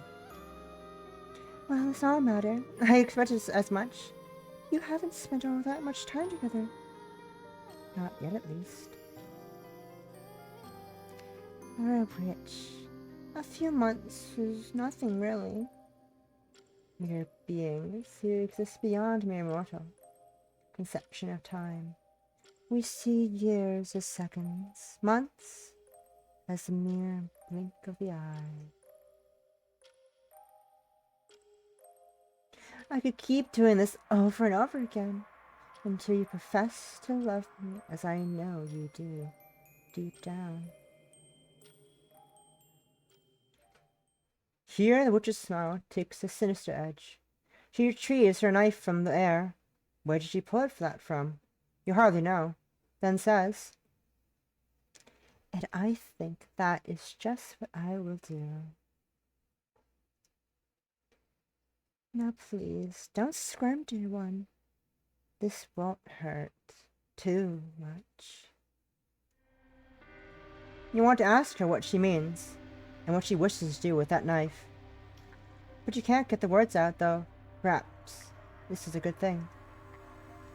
Such questions are awfully trite and tedious, and they are pointless besides.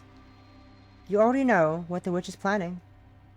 She moves in, quick and nimble as a dancer, winding an arm about your waist.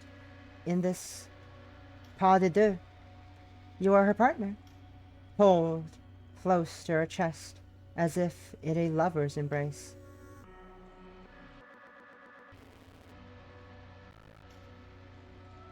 You feel her fingers splayed against you. You feel your breath upon her cheek. Then you feel the blade of her knife.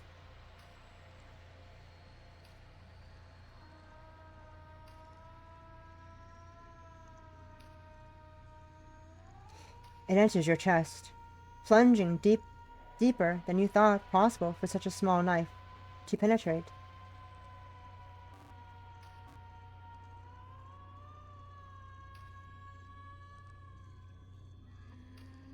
You gasp. You splutter. The front of your nightgown blooms red, just like a garnished rose. So bright it hurts for you to look at. It's too painful. The smell of copper fills the air. It fills your mouth. Your vision begins to skew, as does your body. You pitch to one side, clumsy as a duckling, no longer a ballerina, worthy of performing upon the same stage as a witch. She is graceful and elegant, as if she is made of air, and you have never felt more lumbering. You pitch to one side, the witch steps back in a flurry of crimson. As she does. Oh my, careful, dear. I wouldn't want you to stain my lovely dress. Then, your head hits the floor with a smack. For a few moments, as you lay there, you know pain, a sharp, intense agony, which consumes you with a wildfire. Your blood pours from your chest, pooling on the floor in a sick, sticky puddle. You try to breathe, but your body refuses you. Your lungs ache, and you never inhale, and every inhalation is agony. Jesus Christ, what a time to come game. I don't think I'll Gamers. ever be able to like a book more. Enob_Tomacan resub for 6 months. Gamers. Tomacan. Tomacan. Hi, Tomo! Hi. Tomacan. Tomacan. Hi, Toma. Thanks for the resub. How are you? How was your day? It is now 10 o'clock. How was your day? How was your evening? Hope it's been good. Yandere, am I right? Yandere, Yuri, am I right? I see. Poor Tomo. Poor Tomomo.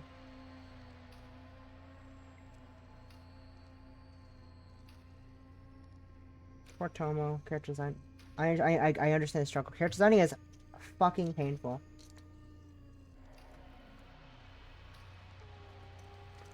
You did. You were doing that. You did write that. You also read one yesterday as well, kind of. Except it was Yuri as well. Only in the leg though. You could never kill him. The few sad, pathetic snatches of air you were able to inhale taste like glass. He only carved his initials into his neck. It is not that bad. There have been worse.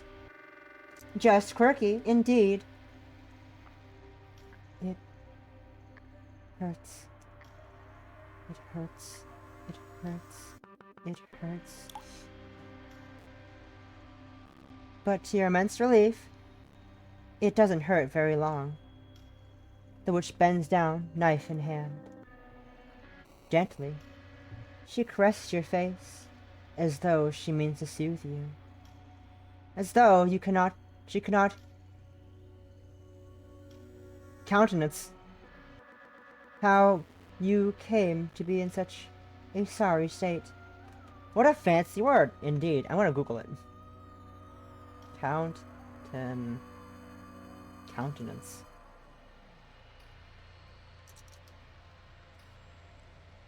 A person's face or facial expression. Wow.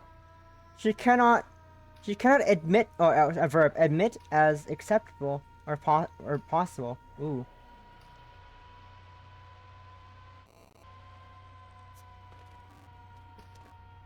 Many fancy words. Fucking, just, like, she cannot admit.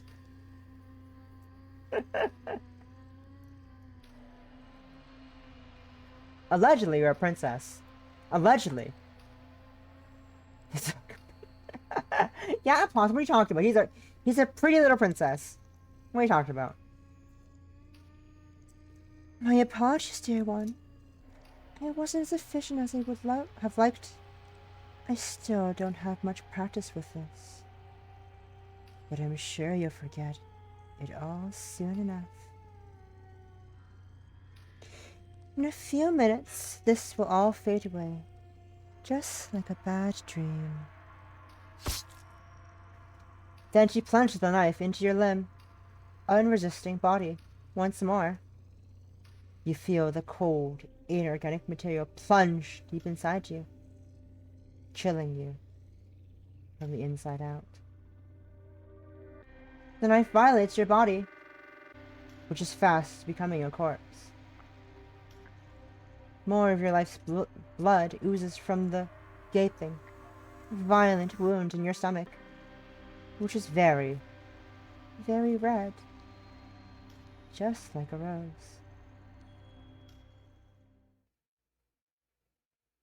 Then, there is nothing.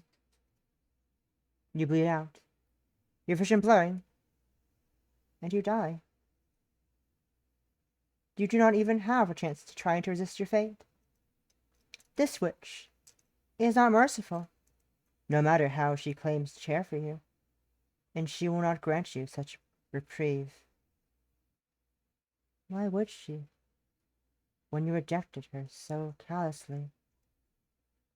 In this fairy tale, theater full of bad endings, you reaped what you sowed with your cruelty, your callousness. But don't worry. This is not the end. Don't you know that all fairy tales have to have a happily ever after?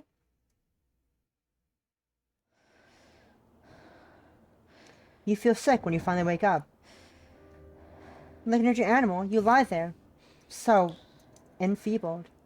You can scarcely move. Your chest hurts as though it was recently split apart.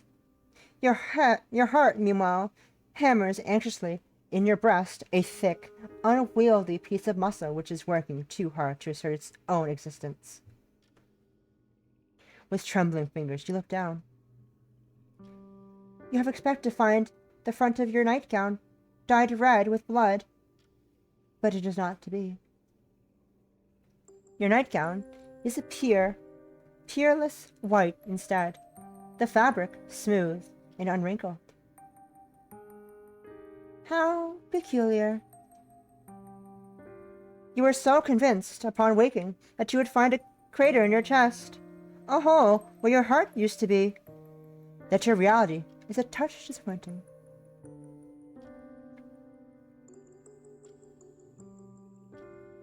It feels like a letdown. But you would rather have your heart in place, you suppose, inside your breast, than outside it, and lying upon the floor.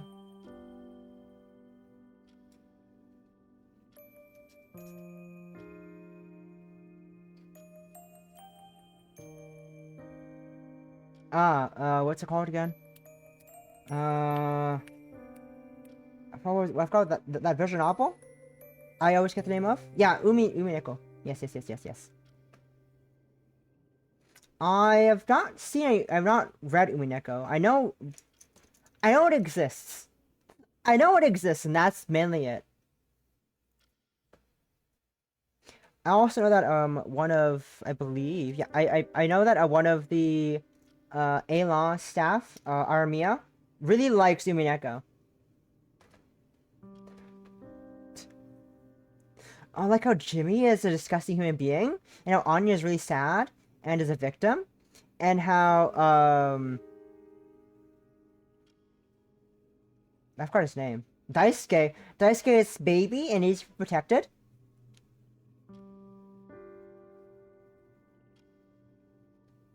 Yeah. Okay, wait, hang on, wait. It's mouthwashing's fault. I recognize it. You're kidding me. You're kidding me. Did it actually?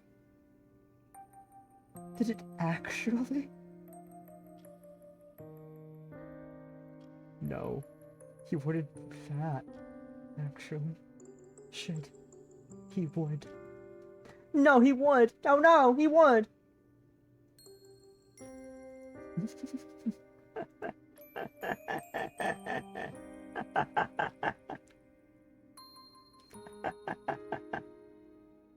He wouldn't! He wouldn't! Surely. Surely he wouldn't.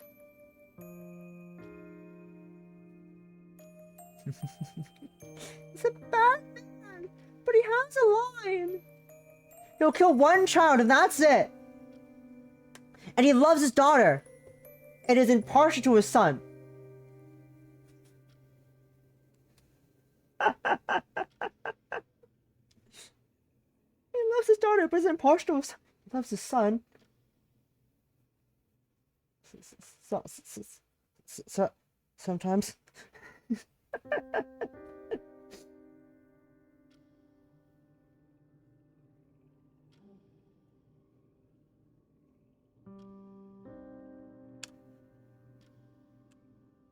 Why are you putting on my glasses? Why are you putting on these glasses? Just make me look to the left every time. Like, what's the... Like, what the fuck? I was just thinking that you look like the sort of I'm gonna person hydrate. who would enjoy one of our fairy kiss chillers. Did you do the... Did you do the... Did you do the Stafford Gambit? Or the Ponzi? Trap? Or the other thing that I can't think of from the top of my head? Did she do the thing? Did you do the things? It was Asp. Not, maybe, I don't know. I don't know, do lesbians like fairy kiss chillers? I haven't had one yet. I should make, I want to make one. I kind of want to actually make a fairy kiss chiller. But I don't have the resources to make a fairy kiss chiller. I wish I could, though.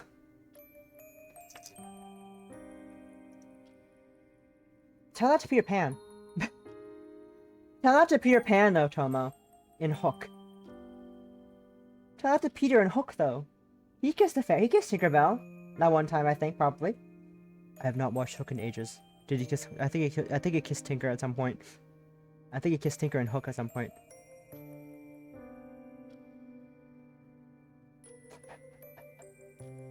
I don't remember much of Hook. I don't remember what... I only remember the Rupee in this, and Hook. It was an interesting story. An interesting sequel to Peter Pan. That's all I really know about it. I don't remember much of it at all. He doesn't want to... There aren't many like stories I can think of have fairies in them. The only thing I think of is fairies. There's these these fairies. And Peter Pan, and that's the only I can think of. Also, Heart of the Woods, but that is just Yuri. So like, that doesn't help the point. That doesn't help the point, because Heart of the Woods is just literally Yuri. So it's literally a Yuri game visual novel.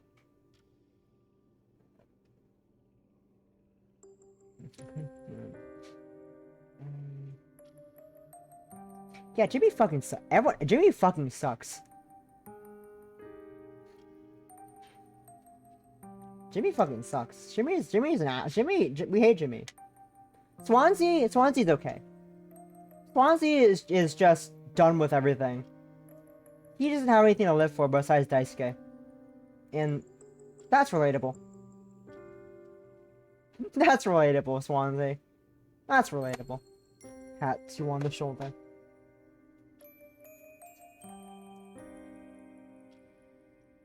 Old dad, indeed. With your immediate welfare assured, you then glance about your surroundings. I'm not tapped to the game. You think that this room, with the stone walls and the bookshelf, and the wood chair by the window, look vaguely familiar. Where have you seen it before?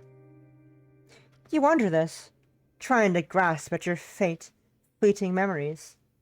When you hear a voice, you whip your head about, the lights of the room flickering, the sun outside sinking, then rising again, and...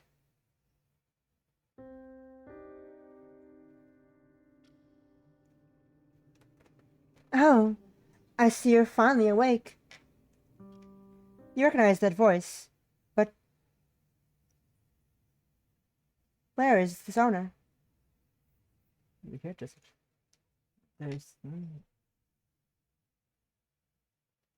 Scared. Trash, sad lady, old dad, and Yusuke Hanamura. Well, she's sad because, you know, she's scared.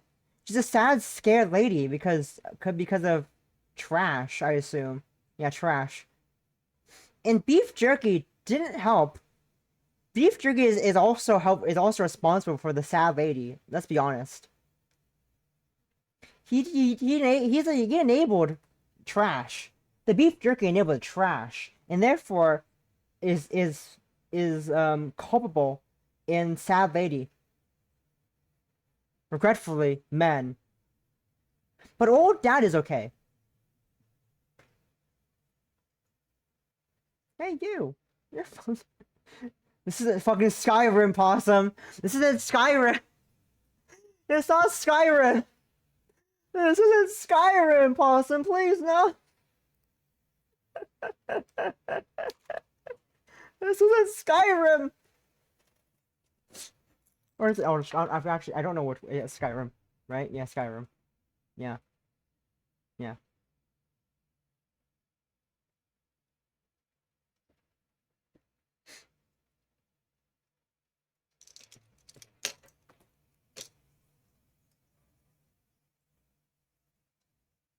Oh, she fought Bot. Okay.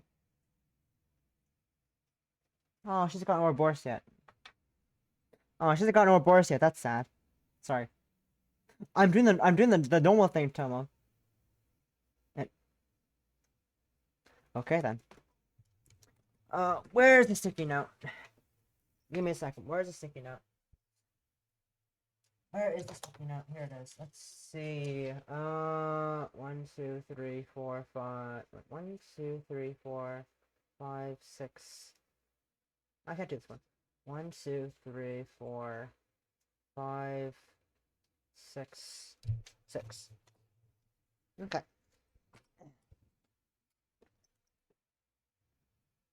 Oh, pussy! You whore!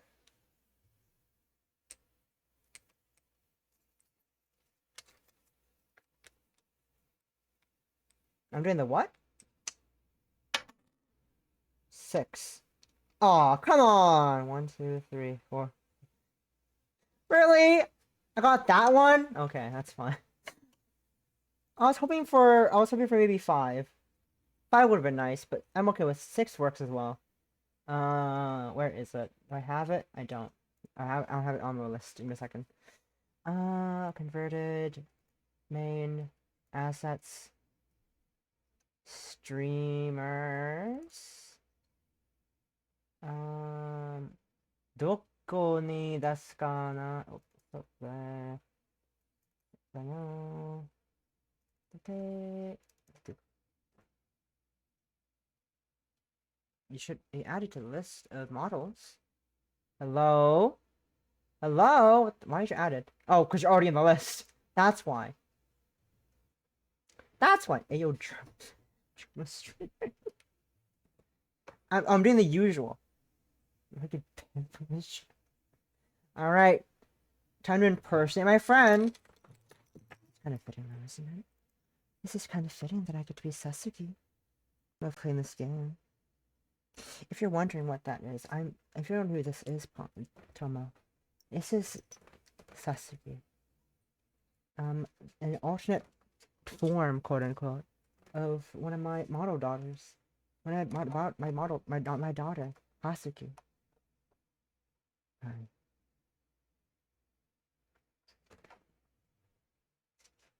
I just used sick. I made this. Based off of a Gacha Life character that she had, that she usually makes her characters use Gacha Life or whatever in the Gacha thingy, you know. And like Gacha, I know. It is very nice. It's a very basic design, but you know. It's a very basic thing. Like it kind of work. It worked.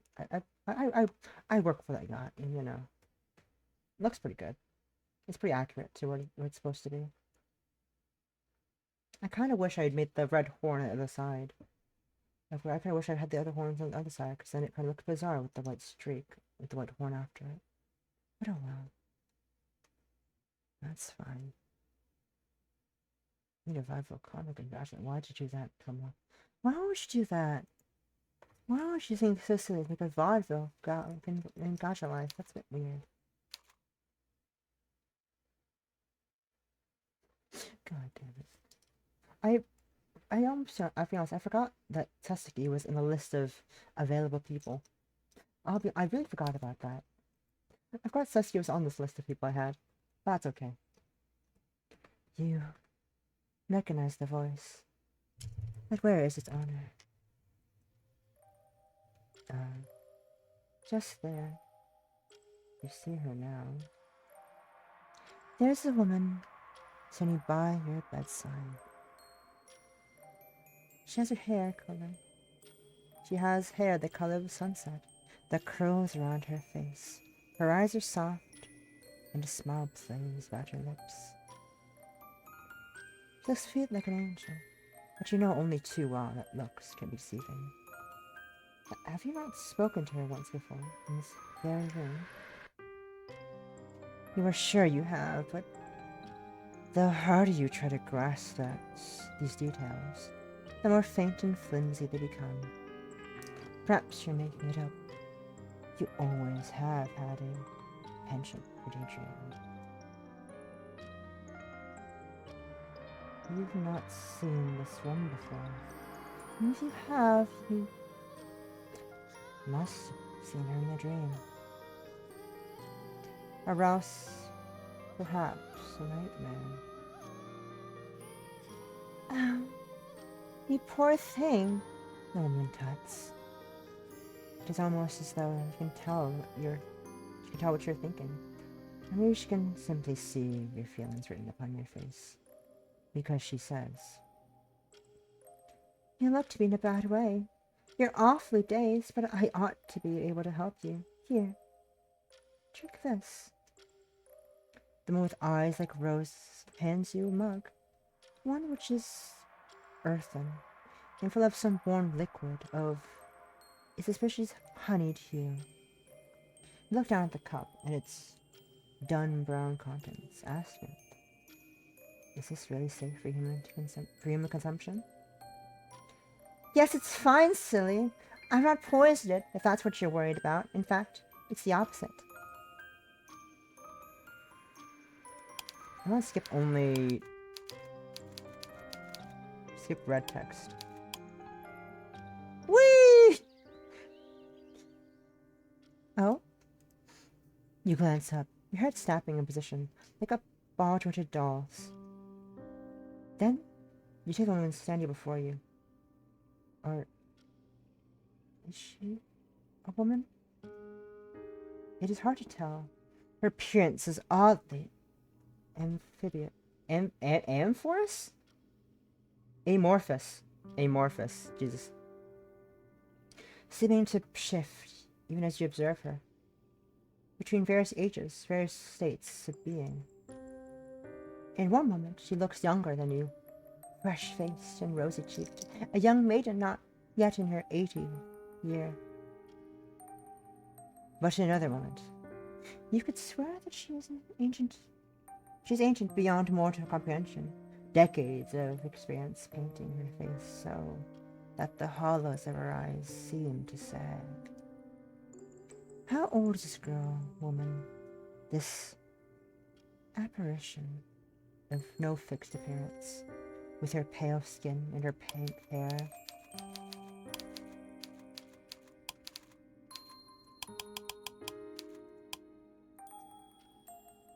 You do not know.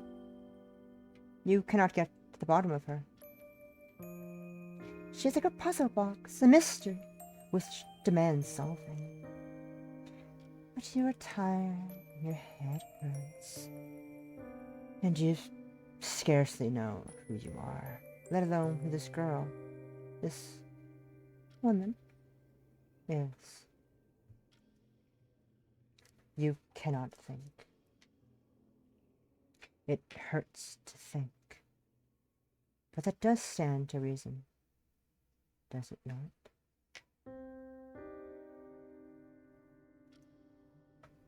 The woman. Did you not introduce yourself yesterday as a witch? Said that you were a princess, and princesses are not supposed to think. If you try and employ her too much brain power, you will accomplish not save ruining your good looks. It is better to not bother. You ask the witch what she's doing, and it's an inquiry, tempered by sleep, which makes her laugh.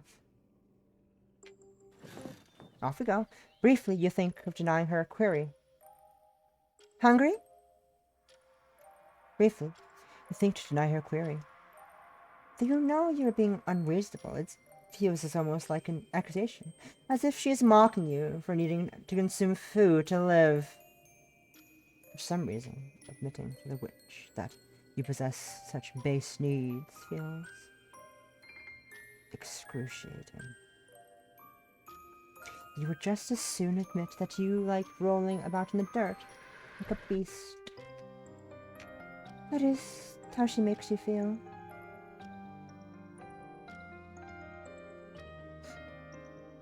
Your mouth closed, your lips pressed together. But though your mouth might be silent, the rest of your body is not so obedient. From your stomach, a low, earthy rumble emits, loud enough that there's no mistaking it. You wind your arms about your stomach, but it makes not a blind bit of difference. It continues to rumble regardless, low and deep, like an undersea disturbance. Luce notices, well, of course she does. How could she not? And giggles. At least your body is honest, even if your mouth isn't. Your face flushes bright red at this, of all indignities.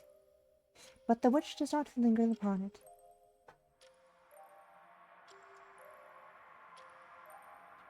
Perhaps she is trying to spare you.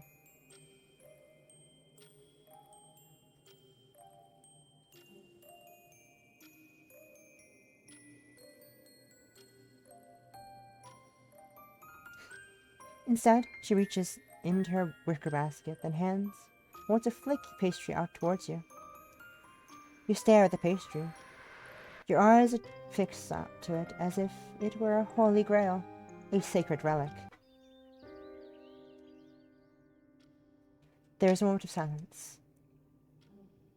The breeze disturbs your hair, the hem of your dress. You exhale. A few moments pass. Awkward moments. As the witch hums to herself, while you glance over the trees, a question arises to your throat, on one which feels too large for your slender body. You know you will not like the answer, but you still feel compelled to ask. Why, you ask the witch, did she trap you in this tower in the first place? What does she want from you? Oh, you silly thing.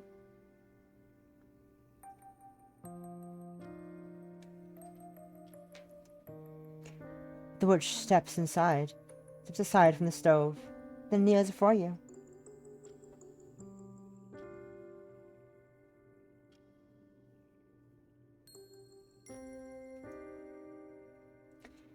She takes your hand between her long, bony fingers, then gives them a squeeze. A shock of cold knives through you. Oh, knives, not knives. A shock of cold knives through you, and you shudder.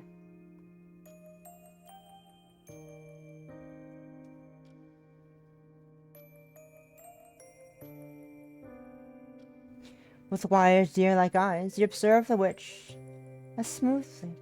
She says, I don't want anything from you. I just want you. You do not understand the distinction, and you tell her as much. What does she mean? What I said. You don't need to do anything, dear one, or say anything. You don't need to be anything. Other than yourself, of course. I didn't bring you here because I desire you to act in a certain way. I just wish to enjoy your company. There's something a little flattering, you suppose, about that? Your heart flutters, color rises into your cheeks. But still does not answer your question. If she wanted only to enjoy your company, why did she leave you? Why did she have to keep you a prisoner? Come try to enjoy your company in another manner, one that's less inconvenient. Naturally, that is what I wished. But it isn't so easy, you know. It isn't. No, dear one. You're a princess, you see, and I am a witch. We could not be together if you had remained in the palace. You would have been wed to a boorish, loutish prince who wouldn't appreciate you, and I would be distraught. Distraught? Does she truly care for you that much? I care for you a lot, dear one. The witch speaks softly, her voice disarmingly gentle. She cups your cheek, her fingers sliding into your hair. Her digits are still disturbingly bony, but you find you don't mind it as much as you thought you would. It no longer bothers you. There's something almost soothing about her touch. That is why I had to kidnap you. If I want to put it selfishly, I suppose I could say I meant to rescue you from your tedious fate of being wed to some strange man and whisked you away to a foreign land, taken far away from me. But I am a witch, so I'm selfish. And that's not really why I brought you here. I brought you here because I wanted to be with you. I couldn't bear to see you. I couldn't see either speak to you or touch you. I wanted to keep you all to myself. Which is why you can't leave. I knew from the moment I laid eyes on you that I wished you to be mine. And so I took you. That's all there is to it. And if, you ask, your voice shaking, you were to jump out of the window, what then?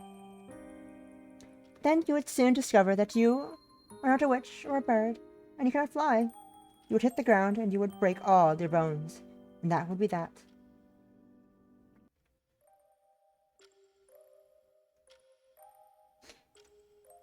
I thought you would know. You already, dear one. Your brow furrows, your expression flat and dull, uncomprehending.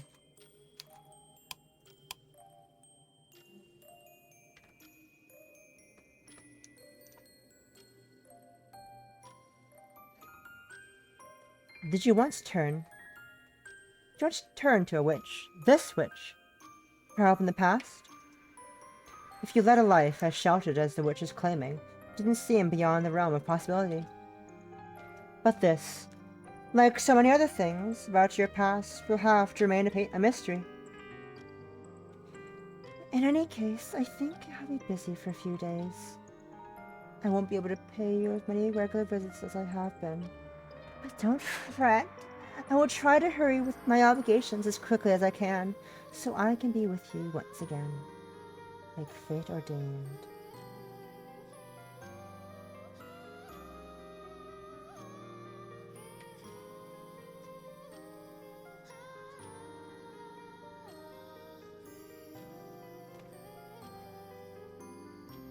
Fate. Like, Stay Night? Unlimited Blade Works? Heaven's Feel? Apocrypha? Grand Order? Strange Fake? You still do not care for her, of course. She is your captor. But your company is more than no company. Though you've always had a fondness for reading, books can alleviate so much of your loneliness. If not fate, you shall make a promise that neither of us can keep. Oh, you mean like... If not fate, then shall we make a promise that neither of us can keep? You haven't broken a promise to me yet. Just star 545 note. Just star 45. Undi? Yes, you think that is the right word for it. Your tower is... lonely. You have been trying not to admit it. Not even to yourself. Because that feels like a confession of weakness. But the quiet has been gnawing at you. Though the witch is no ally of yours, it is quite the opposite in fact. It is nice to have another human to interact with. Not, you suppose, that she is a human. Not in the traditional sense of the word. She is still a witch. You cannot trust her, and yet... How have you getting along, dear one? The witch asks you, her voice positively skipping as she approaches you. Hope you've not been too bored without me. Though her touch unnerved you in the beginning, you begin to find a strange sort of comfort in her proximity. Who else do you have, after all, to spend time with? Who else will look at you, like the witch does, with enchanted eyes, as if everything you have to say, not that she gives you ample opportunity to speak, is utterly enrapturing? You've never met anybody like her before. At least, you don't think so. Your past is hazy. Your memory is vague and cloudy, like the surface of an old mirror that you cannot remember. Still, you think that the witch must be special. She makes you feel special, and that is reason enough to hold her in high esteem. Then, when she leaves you, you cannot help but feel her loss. The tower feels uncomfortably empty in her absence, like a newly missing tooth, an empty cavity which aches. Ow. Casually flashing the fucking sunset at you. Whoopsie, sorry about that. Up. You miss me, but it makes me wonder. Do you also love me? You stare at her. You stare at the witch with wide, anxious eyes, just like a deer's. This question has stirred something within your chest, half remembering dreams, perhaps, or passing fancies. Or maybe, even memories. You can recall somebody asking you this question once, a long, long time ago, but you don't remember who it was. You don't remember how you responded to this query. You do remember the pain, however, short and sharp. Then, there was nothing. Well? The witch asks you, her rose-colored eyes fixed upon you. What do you have to say? You do not know.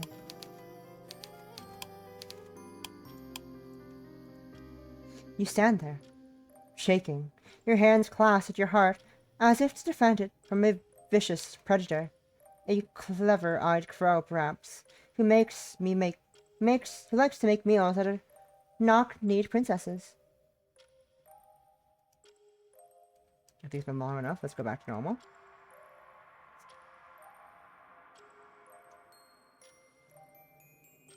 Oh, hello.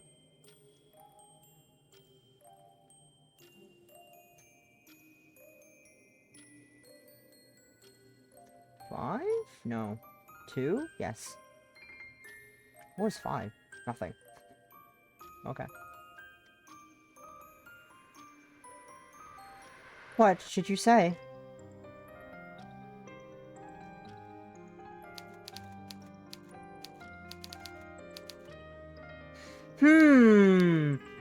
many options. I don't know what to pick. What do you think, Possum? I don't love you? I don't love you? I don't love you? I don't love you? Or I don't love you? Which one do I choose? I don't know. Huh? None will do.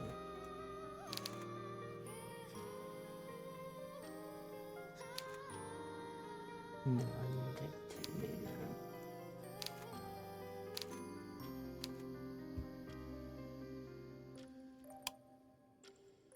Though you know the witch's question is a loaded one. You know, full well, what answer she wants. You cannot bring yourself to give it. You cannot tell the witch that you love her, even though your body is screaming at you to do so. Your every nerve ending on fire.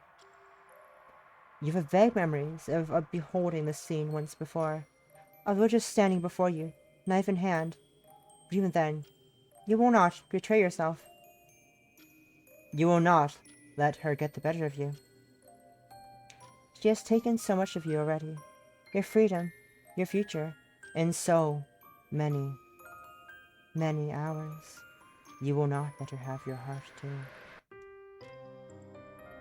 There is something you must guard jealously. That is something you must guard jealously. For as a princess, is your heart not your greatest asset? You must keep it safe, so that you might bequeath it to a handsome prince, who might one day come by to rescue you. But the witch must know.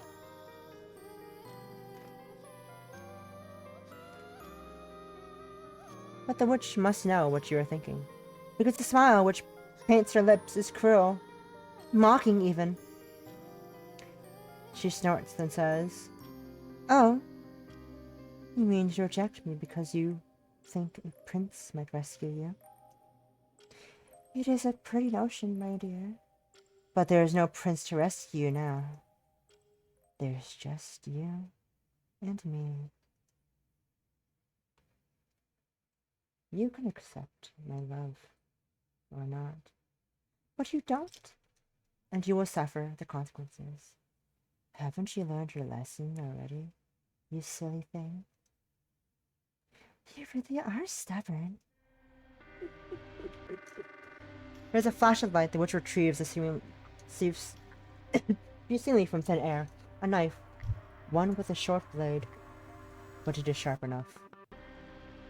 You know, from past experience, how very devastating that blade can be. You are sure now, as you back away from your captor, that this scene has played out once before, exactly as it is now. You are sure that the witch has descended upon you, knife in hand, but your feet refuse to move.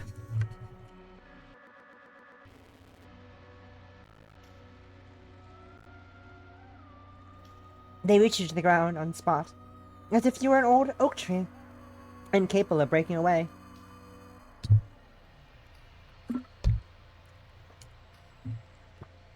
This is simply your role to play in the story.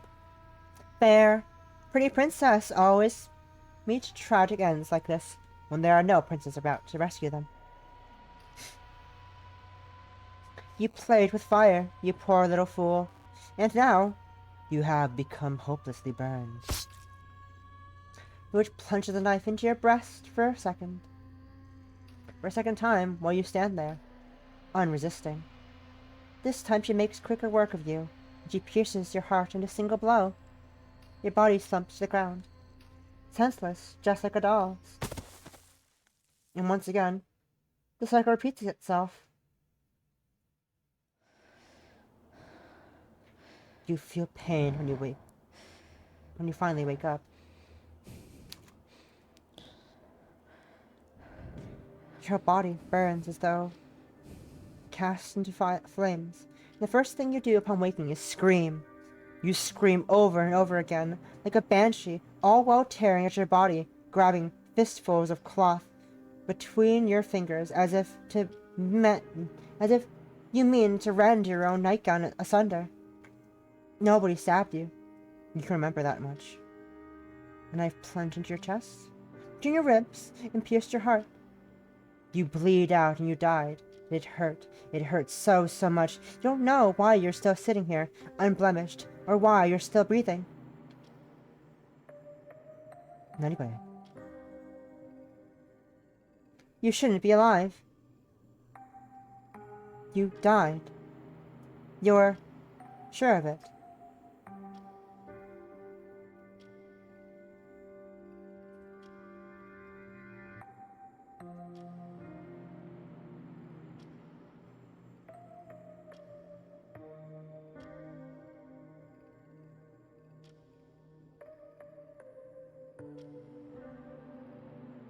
You know that you died. You felt yourself dying.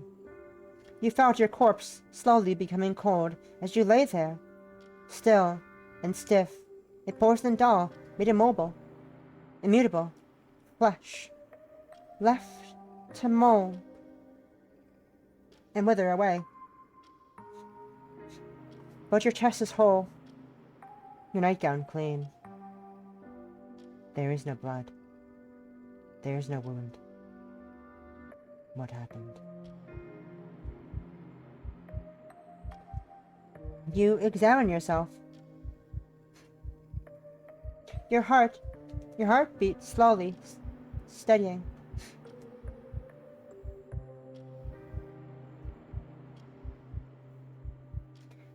With shaking hands, you press your fingers to your chest as if this act might reveal some secret cavity in which you can wiggle your digits inside like worms.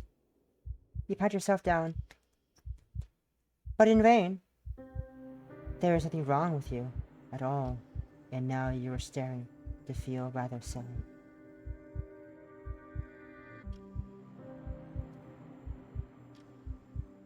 You flush, embarrassed at your unseemly conduct, when all of a sudden you hear a footstep. You whip your head upwards. The lights in the room flicker, the moon outside sinking, then rising, and rising again, and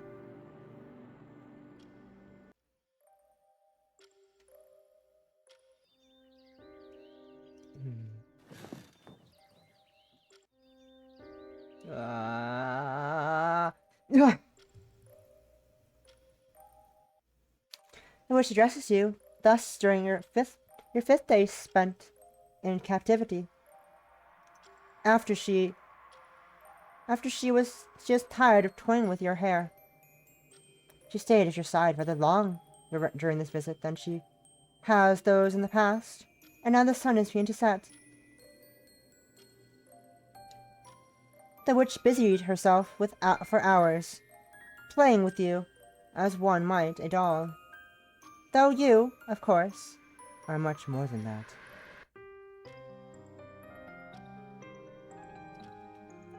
While dolls have hard, impermeable bodies made of porcelain, which are incapable of experiencing sensation, it is not so for you.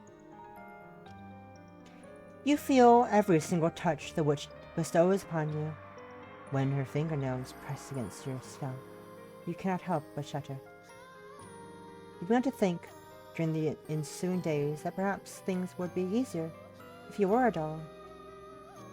Then you would not sigh so from her touches, you would not lean into her kisses, though you wish you could lean away. If you could not feel emotions, perhaps that the witch would not take so much obvious delight in drawing them out of you. Then perhaps she would not torment you so. Like a playground bully, the witch keeps on pressing. She pokes and she prods until your stone facade crumbles. She takes delight in your whimpers, but she seems to enjoy it all the more when you snap at her. You've told the witch to leave you alone before, but she never does.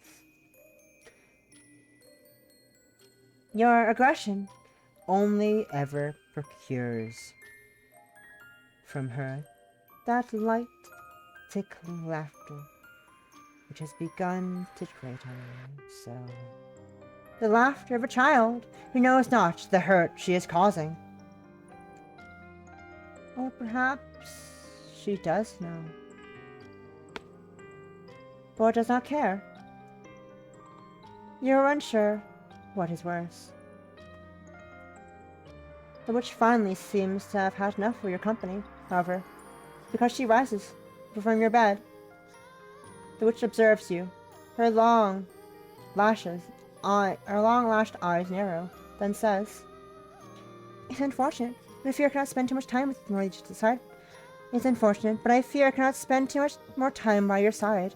I need to be off. Even I have work to do."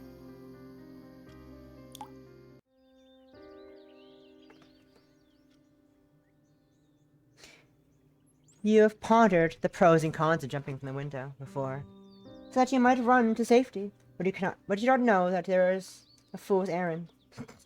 You are unsure whether you can survive the fall, or how verdant the grass at the base of your tower. And even if you did survive, your legs did not break from the impact, which are already two great suppositions, you would not know where to run. You do not know where the city is. For all you know, it would be miles and miles away. It could have even be across a sea of lava, across the dark, tempestuous ocean. Tempestuous ocean. You have no idea if this is the country you were born in, and neither do you know where you are on any map. The witch is the only person who can tell you where you are, and you get the distinct feeling that she is not going to she's not being truly truthful with you. She responds to your queries, yes, but her words seem to bend just like the sunlight when it meets the surface of a mirror. Her words, like quicksilver, they shift and mutate, and you cannot pin them down. When you ask her where you are, she laughs and she smiles and laughs and says, Why, in this tower, of course." When you ask her where the tower is, she says, "In the woods." That is not a lie, of course. You are most definitely in a tower, which is situated in the woods. But any attempt to extricate further information from her results in laughter. If you ask too many questions, she invariably starts kissing you. It's quite effective at shutting you up. It's very hard to articulate yourself when the witch's tongue is nudging against your own, and her arms are about you, and you are sighing. When she takes you in her arms, and she holds you, and she kisses you, you forget about your questions. You forget about escaping, if only for a few brief, blissful moments, when nothing much seems to matter to save you. Then she leaves you, and you find yourself feeling more uneasy than ever before, disgusted at yourself for cleaving so easily to her kisses, and even more confused. Oh my. You still have no idea where you are. But maybe the particulars don't matter. You're in a tower, in the forest, and nobody but the witch knows where you are. Nobody will be coming to save you. You cannot save yourself. If you could jump from the window, you can't. And you knew where the city was, you don't. There's something rather uncouth about attempting to escape. You're a princess, after all, and princesses aren't supposed to rescue themselves. That's how stories like these go. They're supposed to wait until a handsome prince rescues them, and that's what you do. Like a good little girl, you sit by your window, looking out over the forest, which stretches on endlessly, and you think. You daydream, that you dither, but in the end, you do absolutely nothing.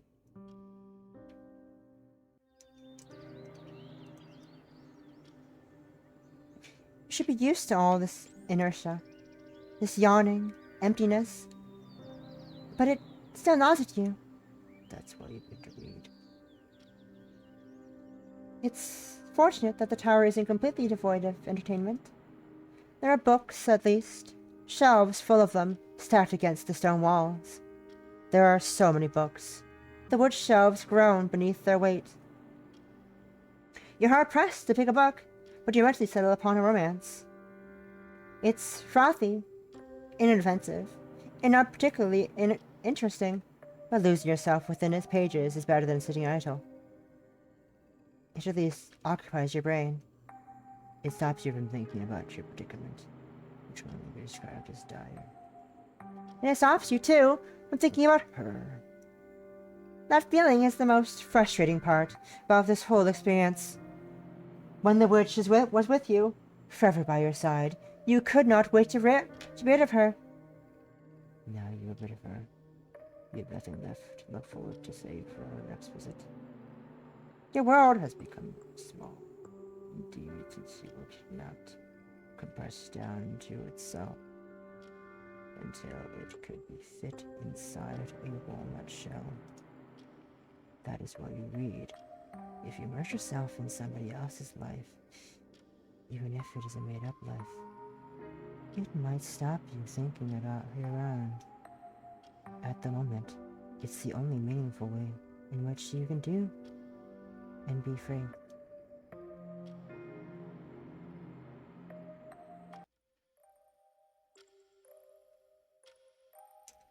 The witch retrieves the brush from your bedside table, then approaches you.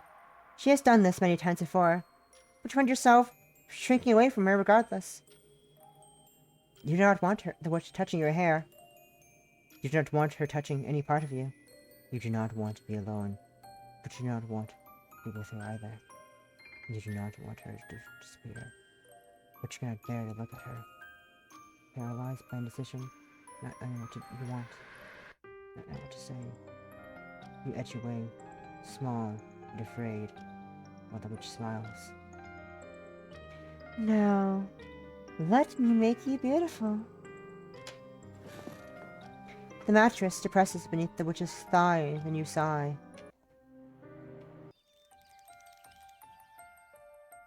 Your face flushes at this, like a red capped mushroom.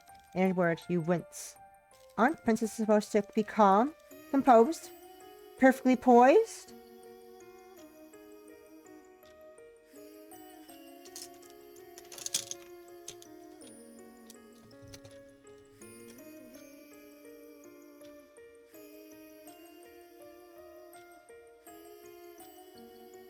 Give me a second.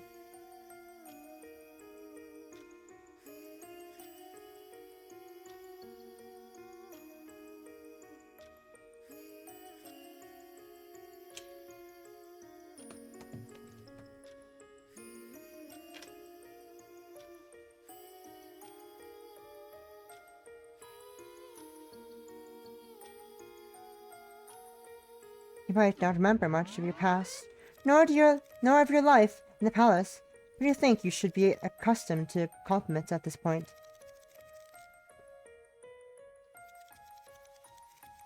Oh god.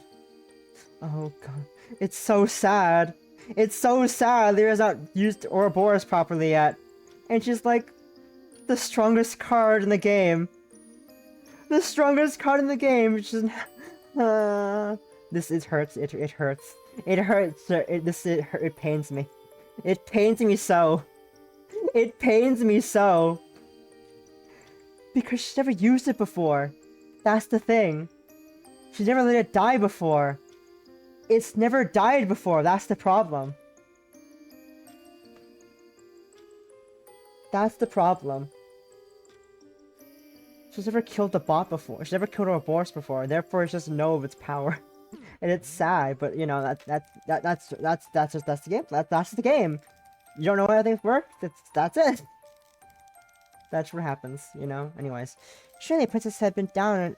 Surely a princess have been down on one knee and checking, and surely princes have been down on one knee and taking.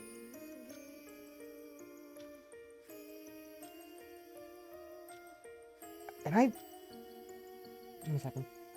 Surely princes have been going down on one knee and taking your hand for years, ever since your 18th birthday?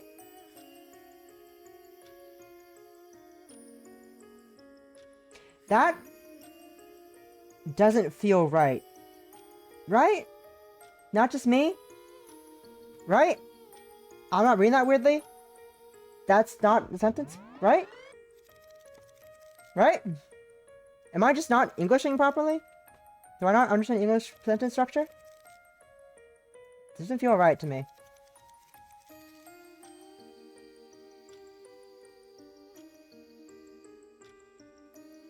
It's right? Okay. The princes have been going down on one knee and taking your hand. Oh. Okay.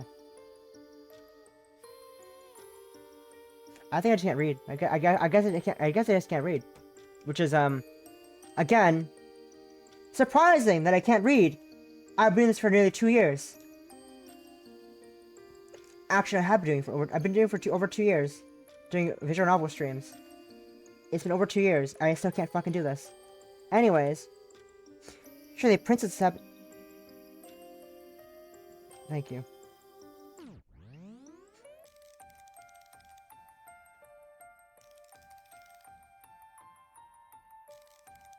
It should be ingrained in you. But you feel awkward and clumsy before the witch's words regardless. Stripped bare and oddly exposed. Ayo, stripped bare. A bit longer than... It's been 2 years since I've done visual novel streams, that's the thing. It's been over... actually it's been under, because that's not PBH day yet, but you know, still. I put the demo before. Ow. That didn't do it, did it? I'm connected. That didn't do anything though. Why'd you bonk me?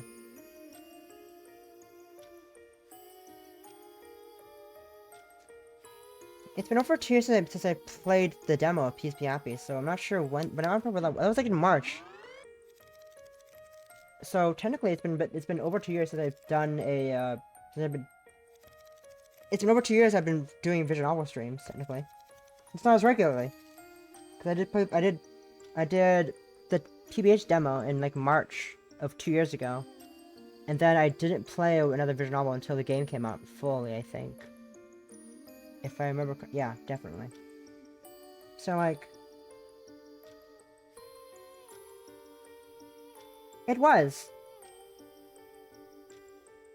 The demo was a while ago. It was my very first, visual novel stream. I would know. I'm the streamer.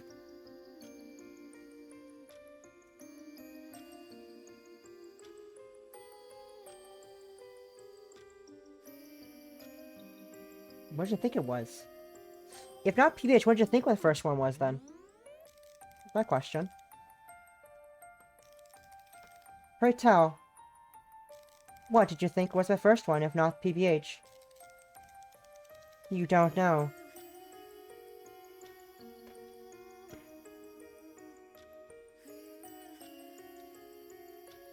I guess, technically, one could count.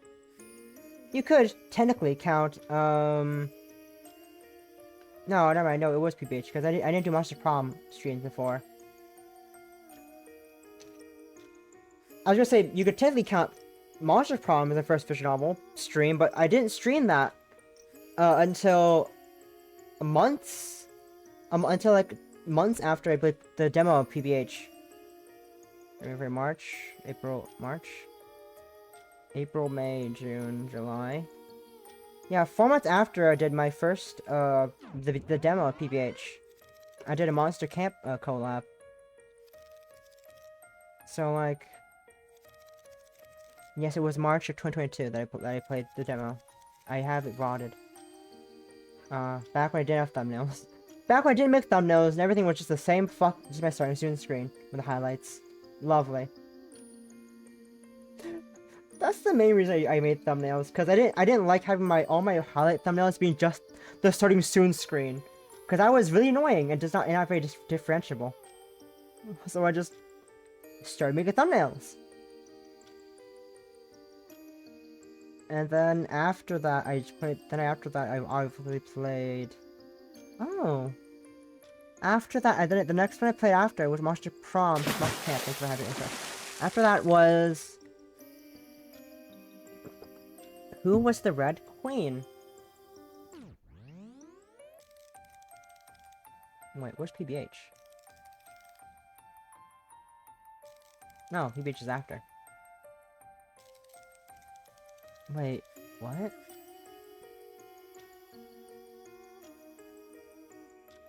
I distinctly remember someone... Give me a second. This doesn't feel right. What am I misconstruing? What am I mixing up here? I think there's something up here. Who am I thinking existed? Whom?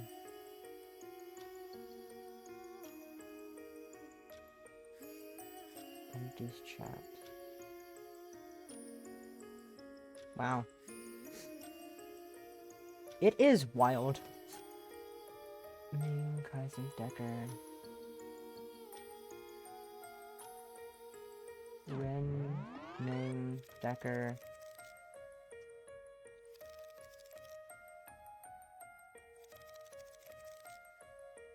Celeste. Okay, before those...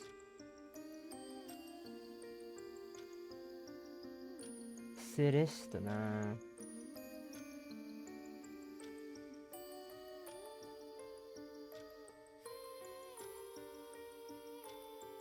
Michael.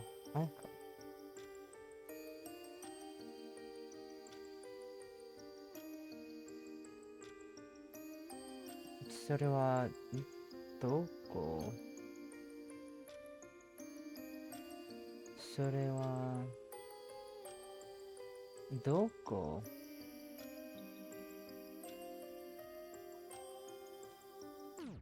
エンドド I'm going to my old watch and sort something out because I'm confused about the timeline of people, which makes no sense. Why I should be confused? I shouldn't be confused about the timeline of people, but I am. Who the fuck was it I'm thinking about then? If no one was if not, I'm confused. I don't know. And that's confusing me as well. The fact that I don't know what it is that I'm thinking about.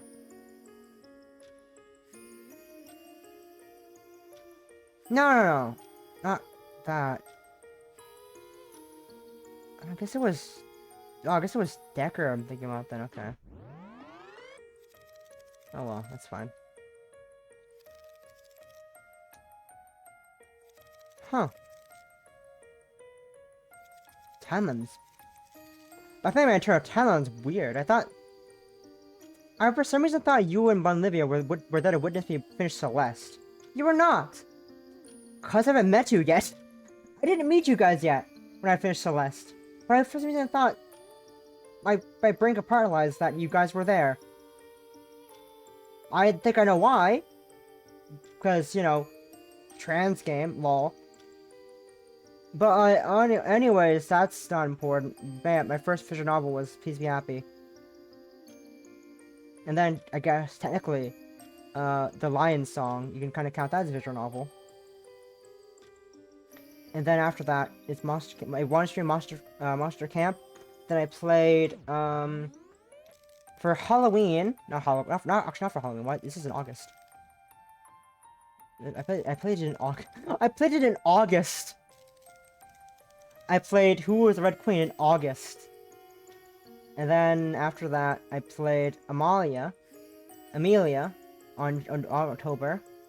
Then then for Halloween I did Monster Road Trip, then I did Monster Camp and Monster Prom, Monster Road Trip. And then I did Monster Prom, and then I did Please Be Happy. Anyways, that's not important. It's enough to make you wonder.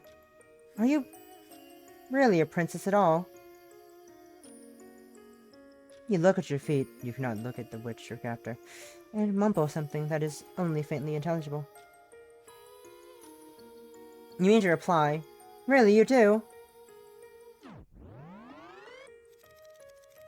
Because these offering is books. You mean to reply, really, you do?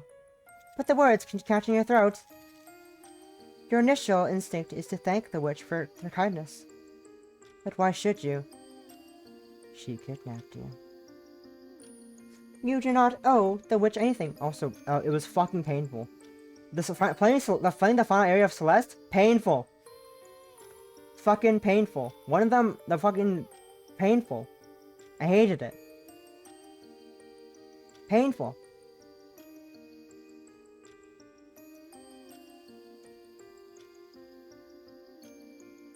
You should not owe her anything, at least.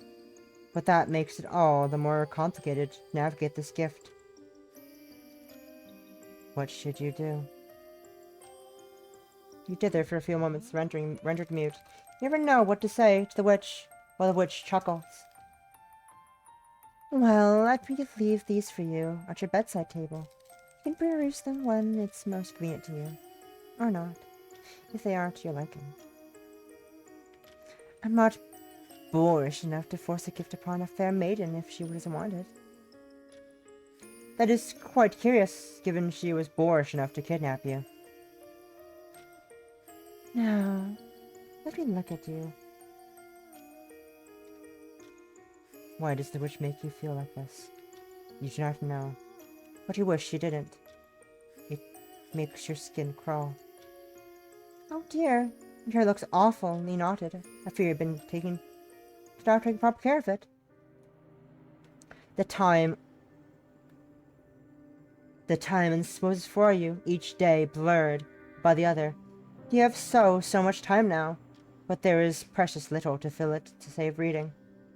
You have gone through with most of the books in your tower already, and you're beginning to long for something more than light, frothy fairy tales, even more insustainable than sea foam. Perhaps you will ask the witch for more books when she next visits you, though. You have no idea where that will be. Her visits are sporadic, and she does not always stay for very long. She seems to care more about how you look than what you think. And she fusses about your hair and clothes more than your words. It's to be expected.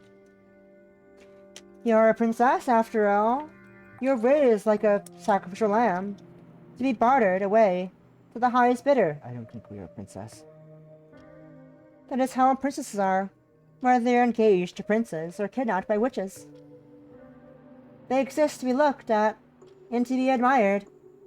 What they think is of little consequence. The witch's treatment of you rankled in the beginning. It stung. Your pride, you suppose. As a princess. In the beginning, you railed against her. Now, however, you have begun to miss her company. Every day, when you awake, you're made aware, how new, of just how much your world has shrunk. It contains nothing save the witch. There's nothing for you to anticipate beyond her visits. Nobody for you to speak to, save the voices in your own head. It wears upon you, but you have the strangest feeling that this is where you belong. This is your new world.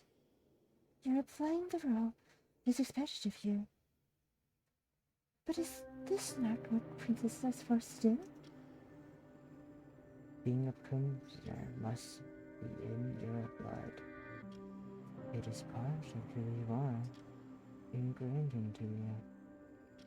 Just like your knowledge on how to pour a cup of tea without spilling it, or how to address your superiors without making a nuisance of yourself. You know how to be quiet, how to be meek, how to be mild. You do not know how to stop worrying, however. What will happen to you if you're if the witch begins to tire of you. Yet then.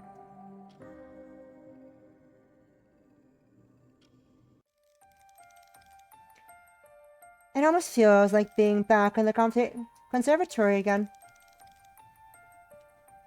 The conservatory? What is that? Some sort of school for witches? Never you mind, dear. The witch chuckles softly, her fingers stilling in your hair. Her voice sounds light as always, but you detect a strange note to it. A degree of hesitance. Did she misspeak? Perhaps she let slip a bit more than she intended. It is a nuisance it is a nuisance, that is all. I vowed that I would not take on more favors for others, but even witches must fulfill their purpose. You've grown comfortable in her presence, more than you imagined you might. The witch has seen this. She has sensed the easing of your breathing, the slumping of your shoulders, and she smiles from it, amused by your ease, acquiescence of her affection.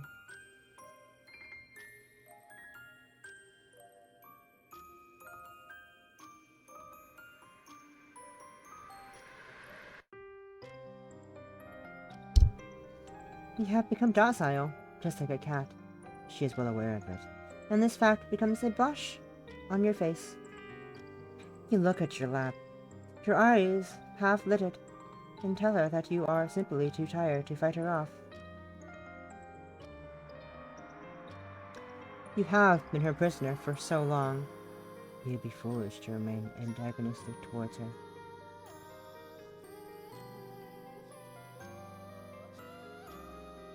She is the one, after all, who feeds you, who entertains you, who keeps you company. You really are a good girl. You were quite the handful in the beginning, but you formed up a good deal. It makes for quite the change. You've been fighting off the mounting feelings of deja vu since you first woke in this tower. This question finally brings you to your senses. You feel as though you've finally woken, just like Sleeping Beauty, from a long, long dream. The witch has asked you this question once before. She asked you whether you loved her, and you refused her. You were too proud and haughty to accept her love, and she paid for it. She slashed your blood against the tower floor. You were left to lie there in a heap, a sad, pathetic heap. You did not look much like a princess then, for all you of your airs of graces. The witch left you die, but she is merciful. She has given you a second chance. What will you say to her this time?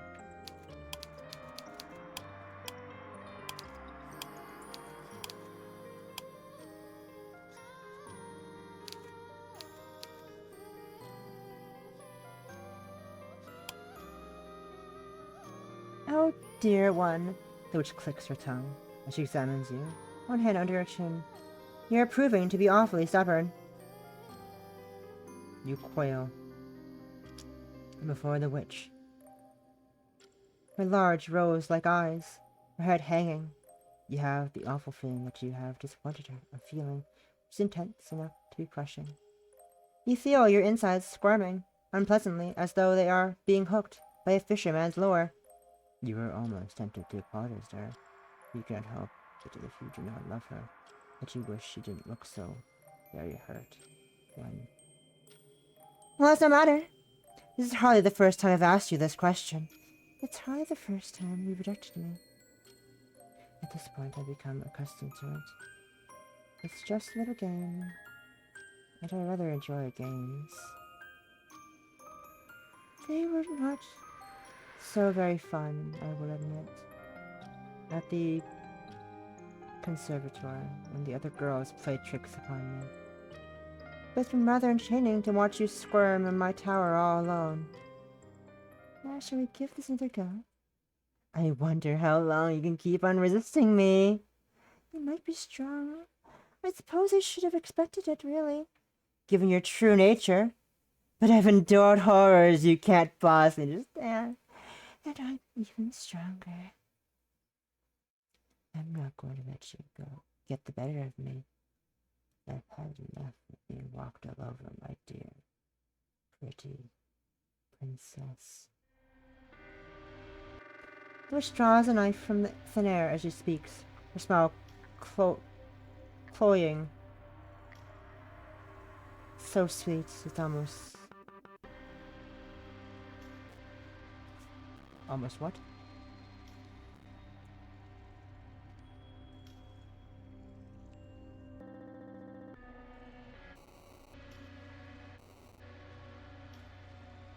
Saccharine. She takes one neat, nimble step forward, like a dancer, and draws you to her once more. You recognize this pose. She has held you in her arms like this before. The Prince Siegfried, to your white-winged audette. But the front of your pale gown and your fair ivory skin do not remain so very long. The witch's knife plunges into your chest. Sure and true, the blade sliding between your ribs as though it belongs there. You gasp, not in surprise. You have the dull feeling as you totter back down that it has happened months before. You are accustomed to it already. It is not so very surprising, therefore. When you gasp, you choke, you sputter, blood gurgling from between your lips. Such a deep crimson it's almost black. Your body teeters. Your legs, two slender stems, give way beneath you. And you fall. Your head makes a loud crack as it hits the ground, like a ground gorge dropping from a tall height. From the window of your tower, perhaps. But you don't register it. You can't hear it. You've already succumbed. You feel tired when you finally wake up. At this point, you've seen the ceiling one too many times. It stares down at you, hatefully, as restrictive as the shell of a walnut, a prison in which you have found yourself trapped. You have been here before. You have seen these walls, and you have seen that window, and you have seen the sky beyond it, but never have you seen any door. There's no way out of here. Listlessly, you lie there, remembering the many deaths which dance through your mind, the dust motes. You have died so many times. You can hardly keep track of them. Then, you hear a voice. Her voice. You recognize this too. You have seen this scene play out so many times before, you have become quite jaded. Perhaps it is time to disassociate. Let the witch introduce herself once more. As though we're strangers, as your days begin to melt away. The time passes one day after the other, over and over, until the witch one day asks you that all-important question. Do you love me?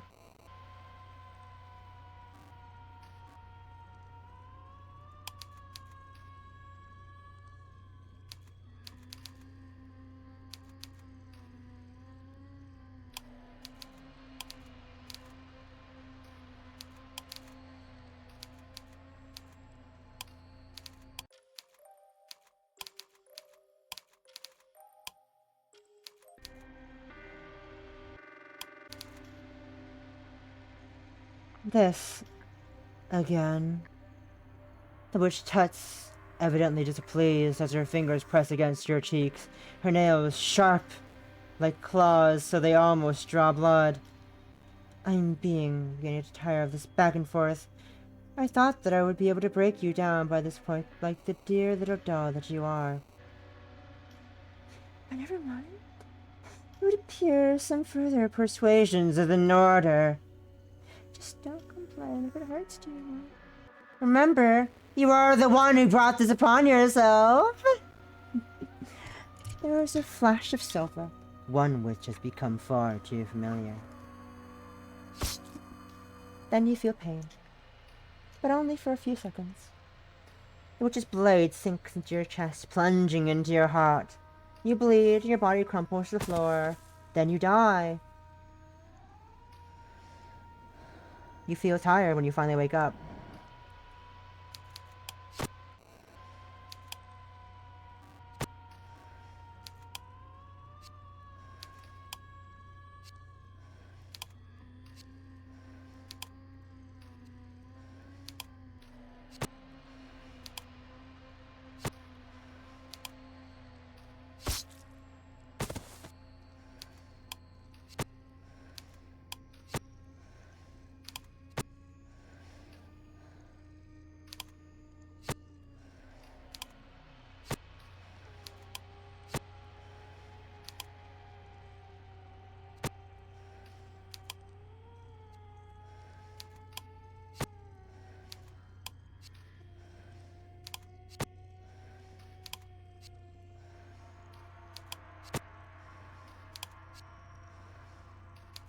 Please don't use your voice. I beg of you. Okay.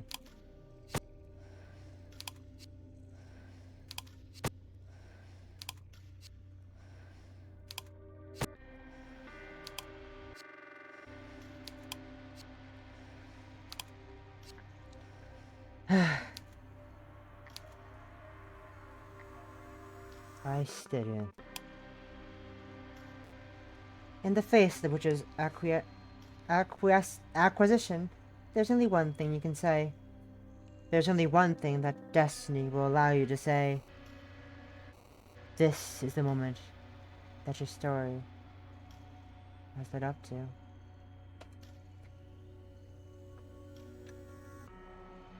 This is why you exist, within this tower, with the witch watching you over you. You exist solely so that you can love her, and you know the moment the words pass your lips that you have done your duty. You have fulfilled your role in the story.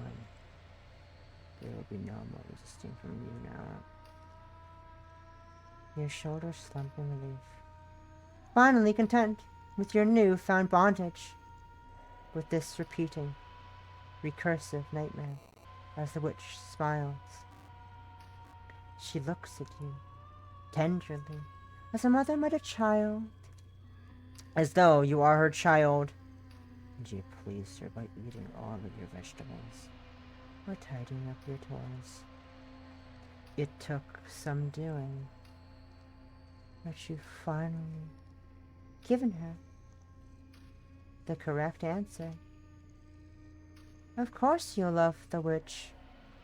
How could you not? She is all you know in this world, and all you have to rely on, and it blinds reliance. Not what love is?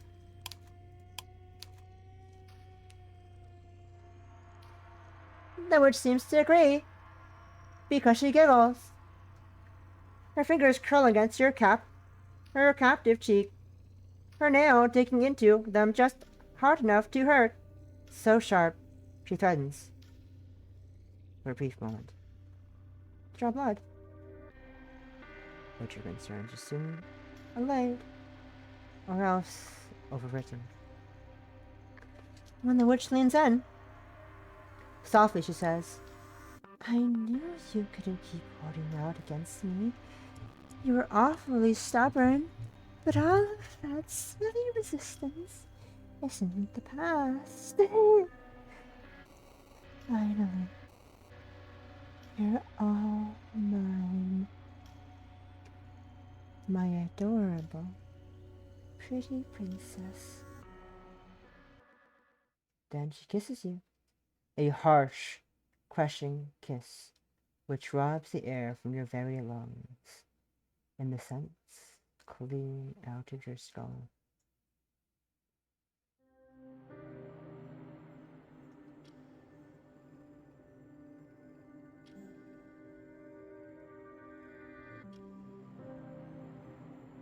You thought, after confiding in the witch, that she might be more compelling to spend time with you. You had hoped, by sharing your gentle, blossoming feelings, it would kindle a newfound understanding between the two of you, and that she would come to care for you. You had hoped. Oh. You are not sure what you had hoped? Not anymore. But it was not this. The day continues to slide by, as slippery as an eel's back. Yet you see no sign of the witch. She left you food enough to last several weeks. Food which does not seem to spoil, mold, nor turn sour, no matter how much time passes. Perhaps it is enchanted. The hard loaves of rye bread, which you should not feed to ducks. Do not feed birds rye bread. Feed them grain! The witch bequeathed you do not turn bluish white from age, and the cheeses she bestowed you with retain most of their flavor. The punnet and the punnet of strawberries are still sweet, the cherries tantalizingly tart. You are not in any danger of languishing anytime soon. Though your stomach is full. Your heart feels disconcertingly empty.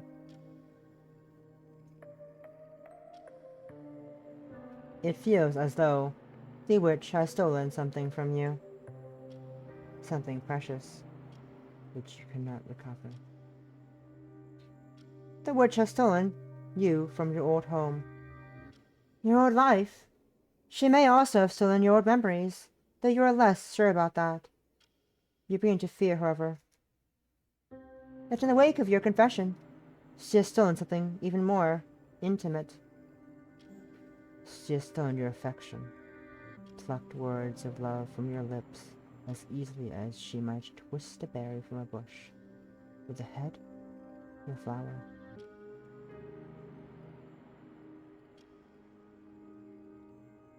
She was harvesting your feelings in a manner which is retrospective, seems uncomfortably calculated. Did she lavish with you? Did she lavish you with gifts so that you might grow to adore her? Did she cultivate your feeling on purpose, in the hopes of reaping them, of having something else to steal from you? Now that she has claimed your heart, perhaps she no longer finds you amusing. Has she begun to grow bored of you? What will happen to you then? Will she abandon you all alone in this tower, with no way of escaping, with no means of procuring your own food? If she were to do that, you were sure you would die, either of loneliness or of starvation. You were unsure which would come first. You tried to take solace within the pages of numerous novels within your tower, but you have read them all before. The stories entombed within the pages do not change. They cannot distract you from your anxieties. The actions of the put-upon heroines, in any case, all seem awfully trite.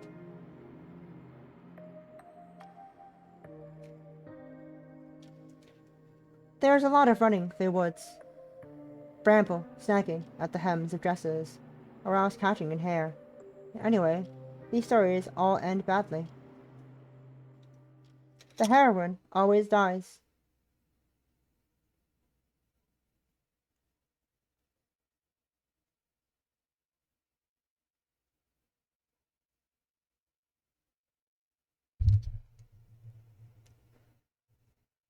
As far as romance stories go, they are not very cheerful. They cannot console you.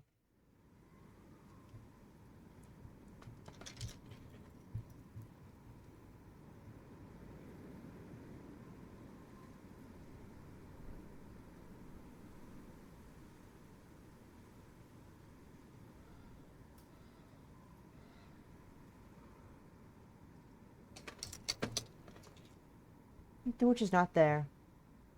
And in her absence, you are all alone.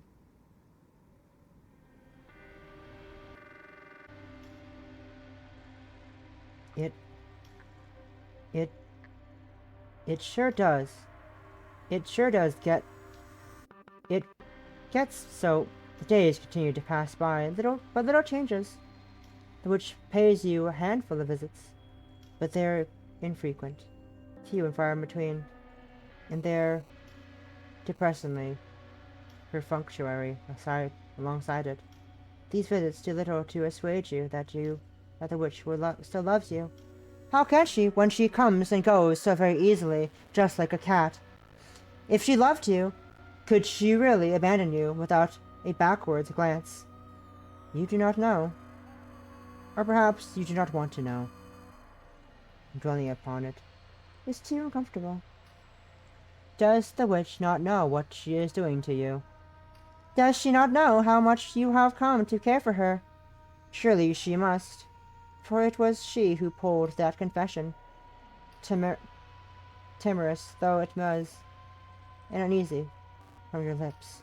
You told the witch that you loved her, and that she repaid you by abandoning you. Did you come on too strongly? Was she unhappy to hear of your affections for her? That cannot be right, though. Not when she laughed upon hearing your confession.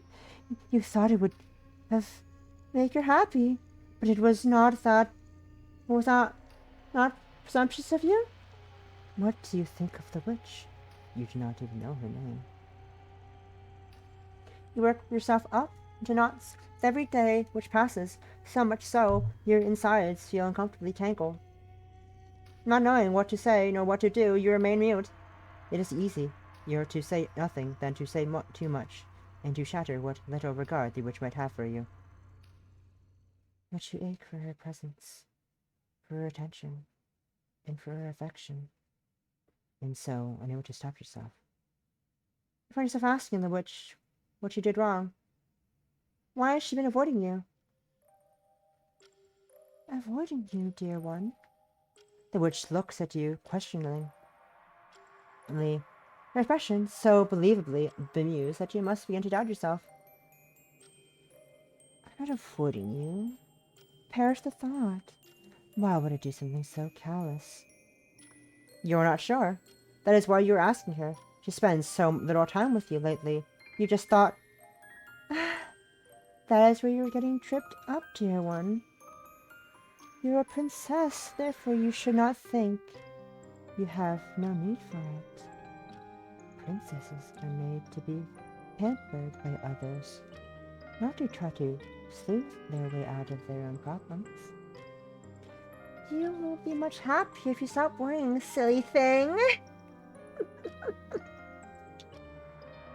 Well, yes, you suppose she is right. You can see logic there. Your life would be a lot easier if you could simply switch off your worries, and if they were a gaslight, but... That's enough, dear one. Remember what I said? There's no sense in thinking. You'll work yourself up again. But you can't help but think. You have nothing else to occupy your hours when she is away. And she has been away so often lately. Yes. Suppose you are right. I have been keeping away from you lately, but that is not due to any malice on my part. No? Of course not. My feelings for you remain as strong as ever. But I have been awfully busy lately. That is all. There are many sad, lonely girls out there, after all, and with wishes that need granting. If I have seemed at all distracted, that is why. I have nothing to do with you. It has nothing to do with you, so please do not cry. I cannot bear to see you looking so sad. What? Were you crying? Yes, you are. Your eyes are wet. Or your cheeks, you poor dear thing. The witch tuts and leans in. Gently she introduces her finger to your cheeks, cupping them as if you were something invaluable. Then she touches you like that. You feel as though you're precious. On your own, it is easy to get caught up in the mire of your own thoughts. But with the witch... Shh! Easy now. Try not to cry to me. You will spoil your pretty face. With the witch, you feel like the princess she claims you are.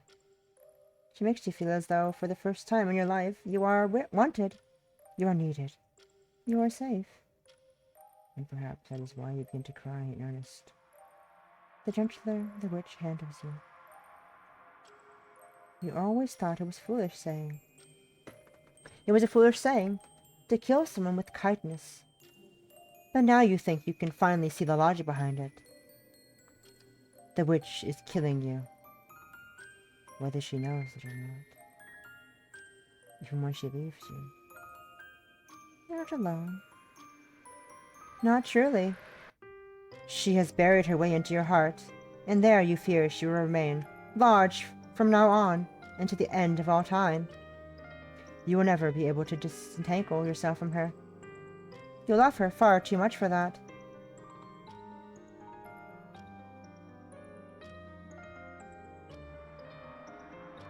It gets so low. You try to maintain a positive attitude as the days elapse, afraid that you might deter the witch if you become too mawkish. You can get through the days well enough, brushing your hair, painting pictures, or else flipping through the numerous books which the witch has brought you. You have distractions enough to keep your mind and your hands occupied, a fact for which you are thankful.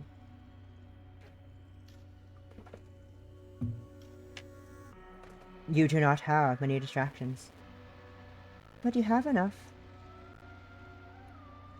When the sun sinks beneath the trees, however, and the skies turn dark blue, then black, your doubts begin to pile up on you. During the night, when it is cold, the wind is blowing you, and the wind is blowing. You can no longer fool yourself. It has been a week, 2 weeks, 3, 4, 5, 6, 7, 8, 9, 10, since last you saw the witch. She visits you rarely, so much so that your cool, untouched skin is getting to yearn for the brush of her fingers. You sit by your window when the sun begins to sink, and you watch as it dips beneath the horizon. You hope with the setting of the sun that the witch might pray you an surprise visit. You wonder whether she might appear at the window and pull you into her arms and pepper your eyelids and your cheeks with kisses. But she never does.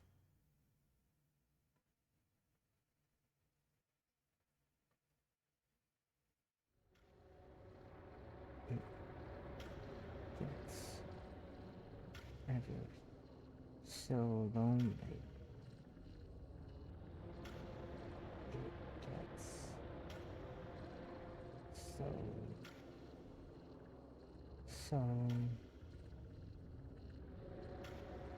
You are sitting at the window once again, as has become a commonplace occurrence for you, dreaming of what could be, of what should be. When first you were imprisoned within this stone tower, you used to dream of escaping from your confines and running far, far away. You had dreams of sitting upon a cliffside, the salty breeze in your hair, and the sound of the waves upon the shore in your ears. That, or seeking refuge among the rows of thatched roofs, cottages, and quiet residences where few dwell. You dreamt of being taken by somebody wiser than you, somebody kinder. You dreamt of being treated with care and respect.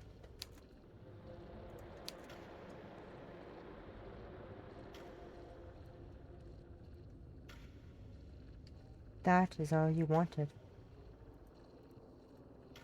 But your wish has have been snatched since then, as has your heart. No longer do you dream of the seashores, of the waves, the cliffs. Your dreams have become rather more isolated. You dream of residing within the walls of this tower, as you currently do. The witch by your side. She tells you that she loves you, and you lean into her love. You accept it without question, as if her words were manna from heaven, sweeter than nectar, sweeter than honey. You no longer wish to be loved in a calm, quiet, measured sort of a way. You want to be observed.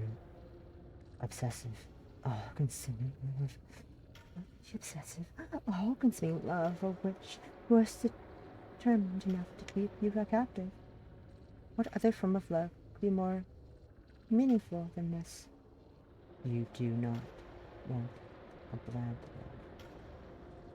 love. A milk-toast love. A common, everyday, unremarkable love. You've grown accustomed to the love of a witch, a love which possesses, which consumes. You want the witch to love you as you have come to love her. But when the witch finally does come to visit you, you cannot see any love upon her face. You cannot see any love in her eyes. They are cold and hard, just like stones. You gasp when you see her. You do not expect her, and scramble to your feet. Your soles are bare. You do not bother to dress yourself. Have you not bothered for the last... How many days has it been? You do not remember. You have grown, rather, sloven about your appearance. You no longer care to brush your hair, to change out your nightgown, to don your petticoat, or your bodice, or even your stockings. What's the point? When the witch has stopped visiting you, you would sooner lie in your bed like a consumptive wench and slowly die. That is how it feels without the witch's company, like you are dying. You've known an intense obsessive love. Now it is gone. Without that love, you have begun to wither away. It really is a tragedy. You hope the witch will be able to see how much you are suffering without her. You hope that she will take pity upon how pathetic you have become, and she will promise to stay with you. You wait with wide, eager eyes, hoping that she will offer you some excuse for her absence. You needn't be a good excuse, so long as it's not, I have grown tired of you, so long as not, I no longer love you, or worse still, I never loved you.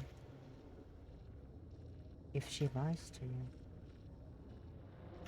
she can still love, you can still love her. If she lies to you, you can pretend that she still loves you. If she lies to you, she can spare your feelings, but the witch's voice is less than reassuring when she addresses you. Her voice is cool when she says, "Dear me, you're in an awful state. You haven't brushed your hair. You haven't bothered to even dress yourself either. Some princess you are. Your parents would be ashamed if a creature like you has any parents to speak of, that is." Creature? You look at the witch uncomprehendingly. What does she mean by that? I mean what I say. Just look at yourself. If you do not believe me, look at your reflection. Then tell me. Then try to argue that you aren't a creature. You look at yourself, but there is no mirror. You should not see your own. You have not seen your face for the faint reflection in the witch's dark eyes, but God. How long have you been trapped in here? Ah, yes. I suppose it is true. I was hoping you might remember who you are for yourself, without me needing to spell things out for you. But you're remarkably dense, aren't you? I thought you were supposed to be wise. But I suppose even the most powerful of witches are capable of self-delusion when the truth becomes too unpleasant for them to confront it. What does she mean? Witches? You thought you were a princess. Oh yes, I did tell you that, didn't I? I thought it would be amusing.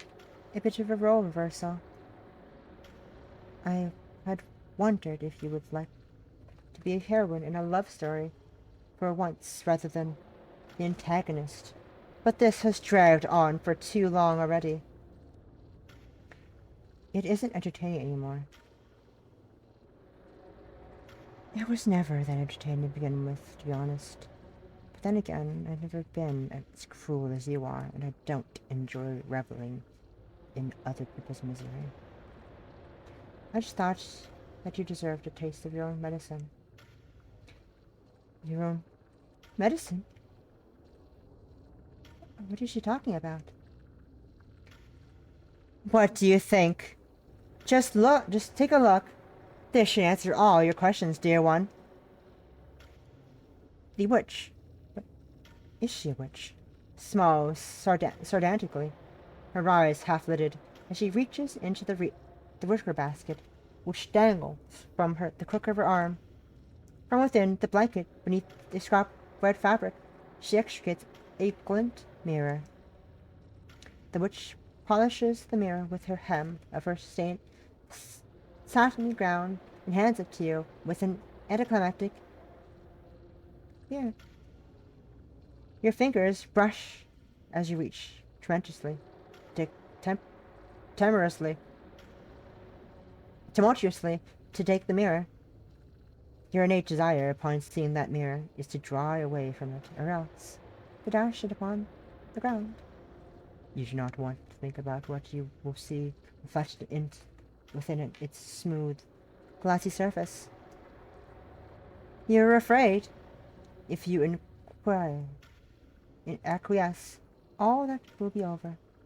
You will no longer be able to pretend to be a princess. But you're aware, at long last, that you're pretending. Perhaps you're always aware of it. You never really felt like a princess, even when the witch bestowed upon you this identity upon you. The word princess never resonated within you. It never felt like you. You still cannot remember spending your days within the palace, or a castle, even a dungeon, guarded by a dragon. You cannot remember meeting your prince, kings, or queens. You are not a princess, then. You were never a princess. But of course, you always knew that. You just wanted to play pretend. But the face which stares at you from the mirror's smooth, untroubled glass, all pale skin and dark, staring eyes, make it obvious just what you really are. You were, and always will be, a witch. That's right. The witch, Rosette, regards you unblinkingly with dark, dead eyes. Eyes which have seen far too much for one so young. But how young is she really? How long was she trapped running through fractured fairy tales as she tries to escape from you?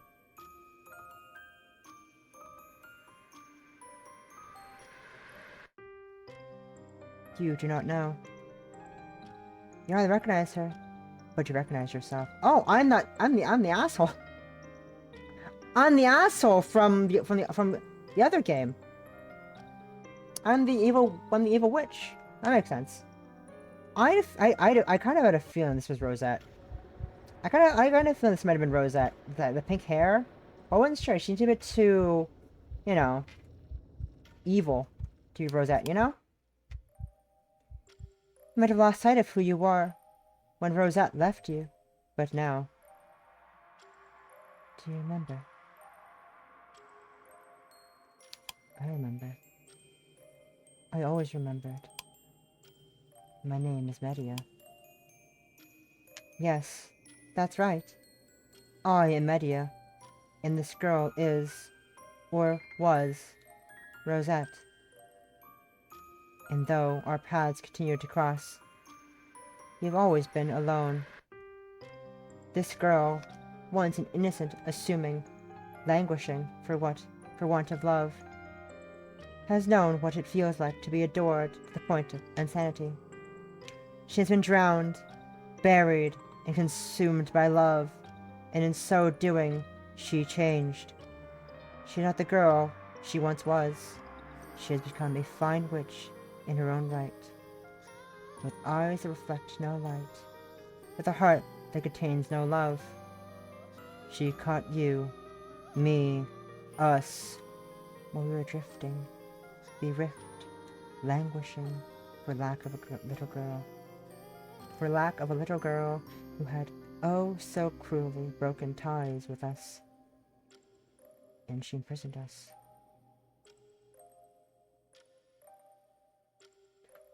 I don't know how long we have been trapped here, nor how long Rosette has been toying with us, but I cannot even bring myself to resent her. I cannot hate her, no matter how much she might have hurt me.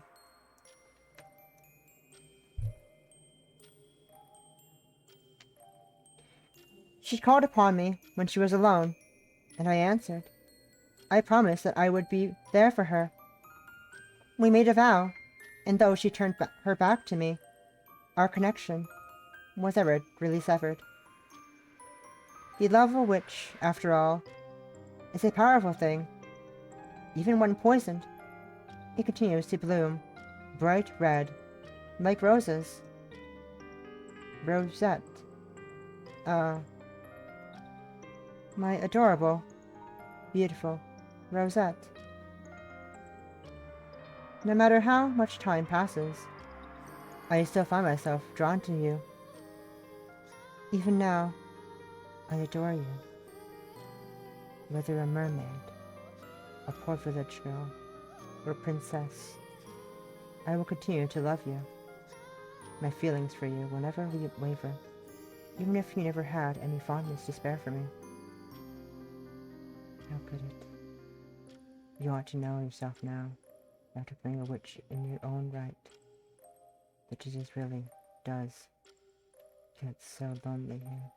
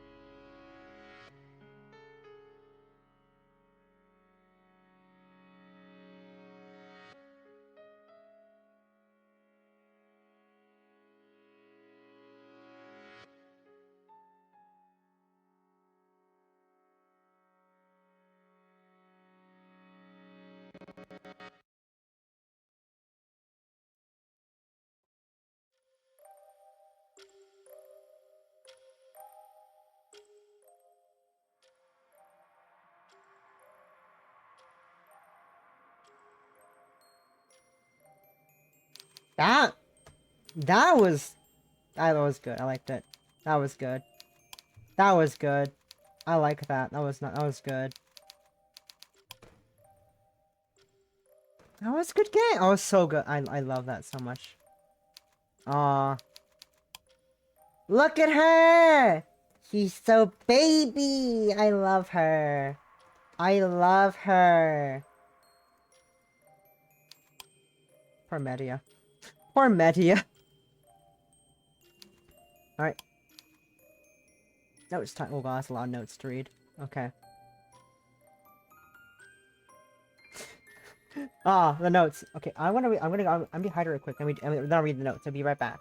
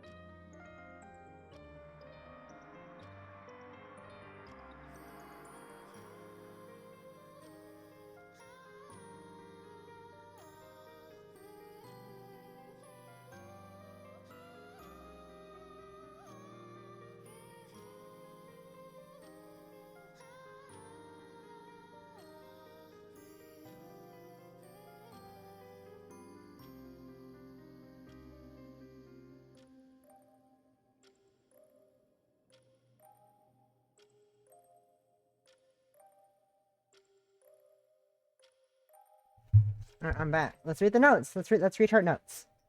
Let's read what every human's notes are, and then we're probably gonna end it off there because we're running a bit over time, but that's fine. That's fine. I kind of expect this to happen, and it's okay though. I'll have to do a shower of dinner and do art. It's not that big of a deal, am I right? Not that much to do. You know, not that much. Hello everyone, once again it's Abby. Thank you very much for checking out the end of Obsession. I hope you enjoyed it, or at the very least found it interesting. As always, I'll jot down a few notes to explain some of the influences behind this little story, what inspired me to write it. Let's get going. So, off the bat, this is a sequel to It Gets So Lonely Here. This is a sequel to It Gets So Lonely Here. This is a sequel to It Gets So Lonely Here. Oh, period. No, It Gets So Lonely Here. Oh, period. Lonely. Oh, sorry. Trying to say it was lonely confused me. Lonely is a free Yandere Yuri visual novel game. Visual novel which I made for the 2023 Yandere Jam. You're supposed to read it. You're supposed to have read it already. If you're reading these notes, and if you haven't, I apologize.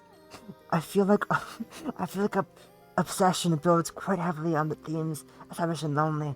If you've not read Lonely, I'm not sure how much you'll get out of it. But the visual novel, which ostensibly has 3 routes, with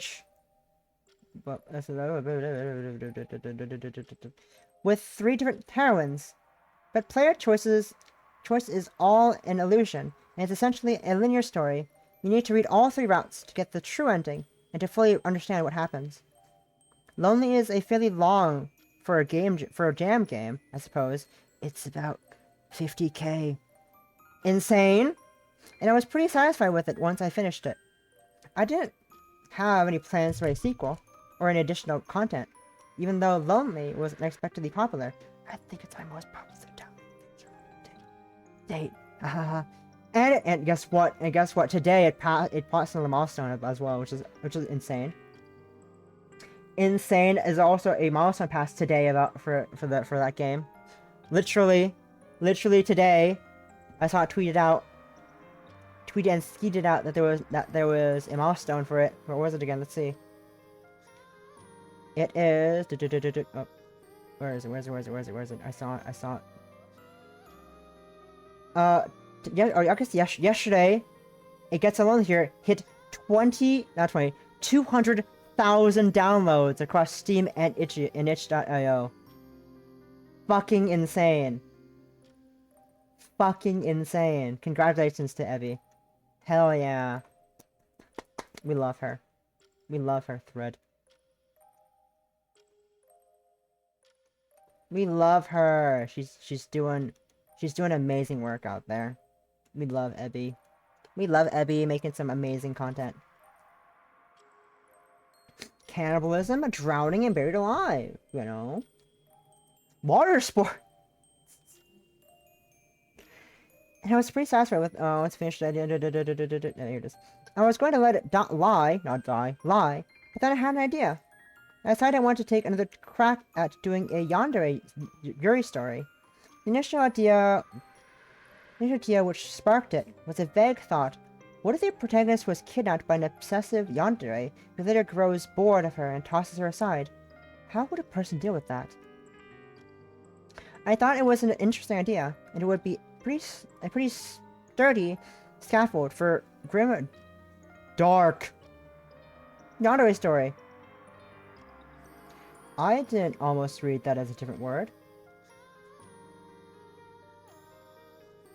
Initially, I was going to set the story in the modern day and have a main character be some sort of shy university student who gets kidnapped by a stalker and chained up in their basement or something alongside those lines.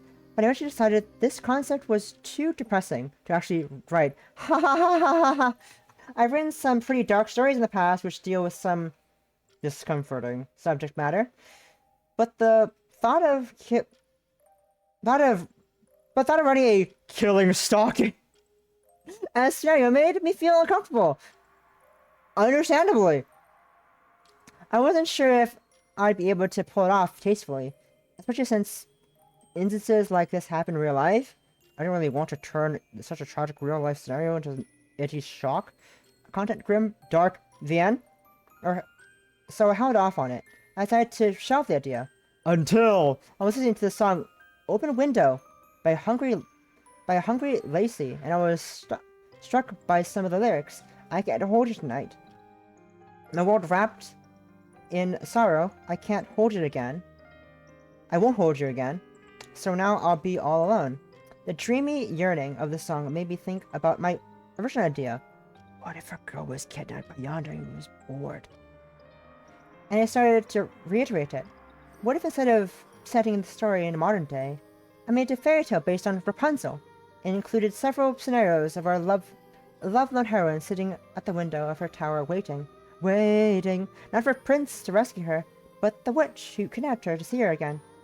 That sounded like a more viable way to explore my original idea, without touching on any unpleasant real-world parallels or being too upsetting to write about.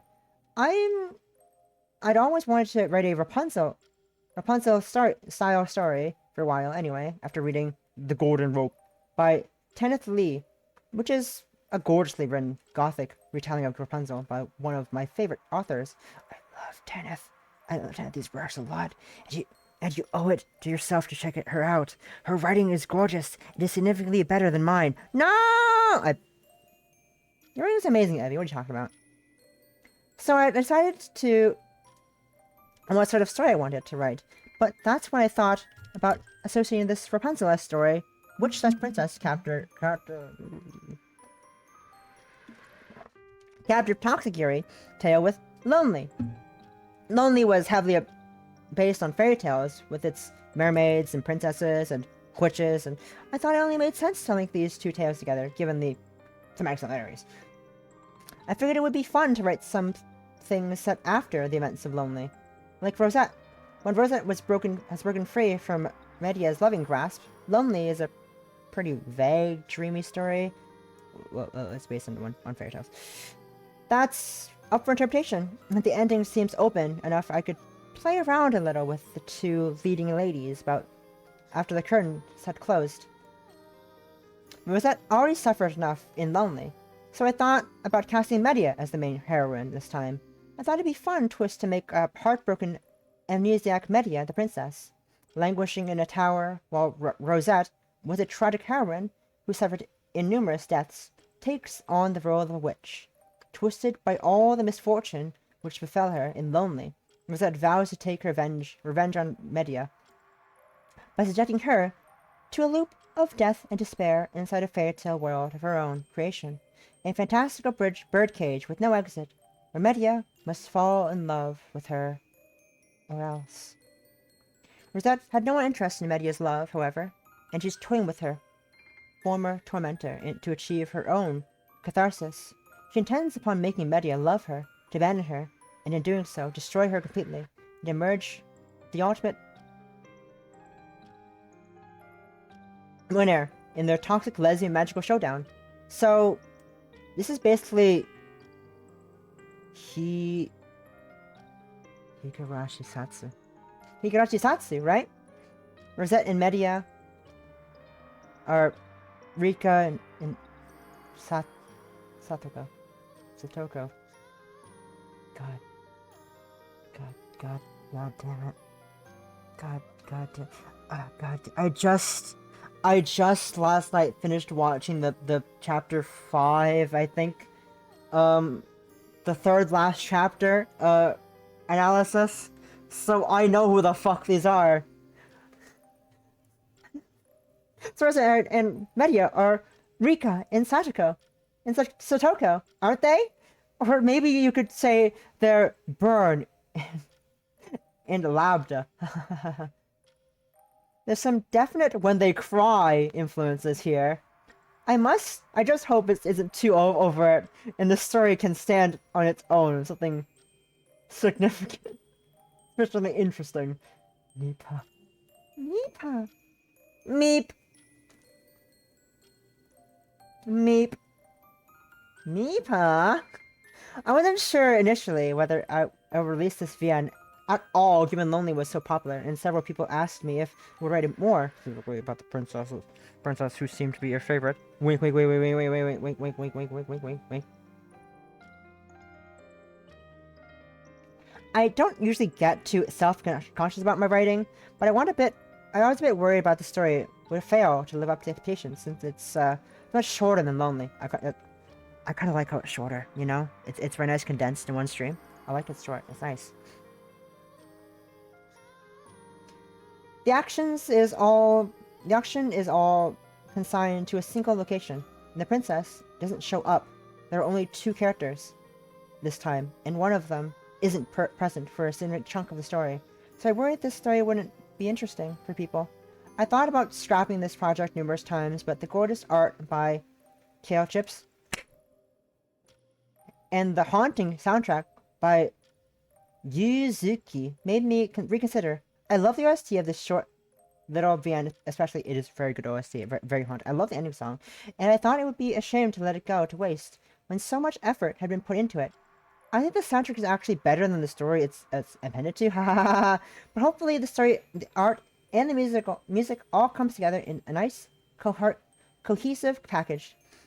I apologize this continuation of Lonely isn't quite what people wanted, and I'm sorry if the 3 love interests from Lonely don't make a reappearance. I think their story was concluded nicely already, but I did want to dig a little more into Rosette and Media. I think they're the most interesting characters in Lonely, personally. They're also the only characters who have names, hahaha. And I did have fun making them suffer. I hope the story was diverting, and thank you once again for checking it out. You're the best. I couldn't keep creating if not for the support of people like you, and it really does mean a lot. Woo! Signed, Ebby.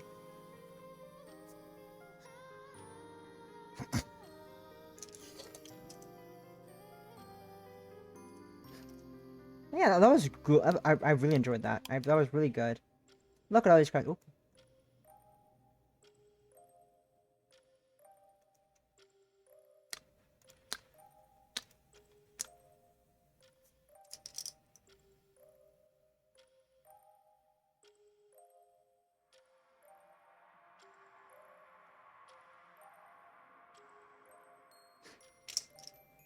Follows them on Twitter.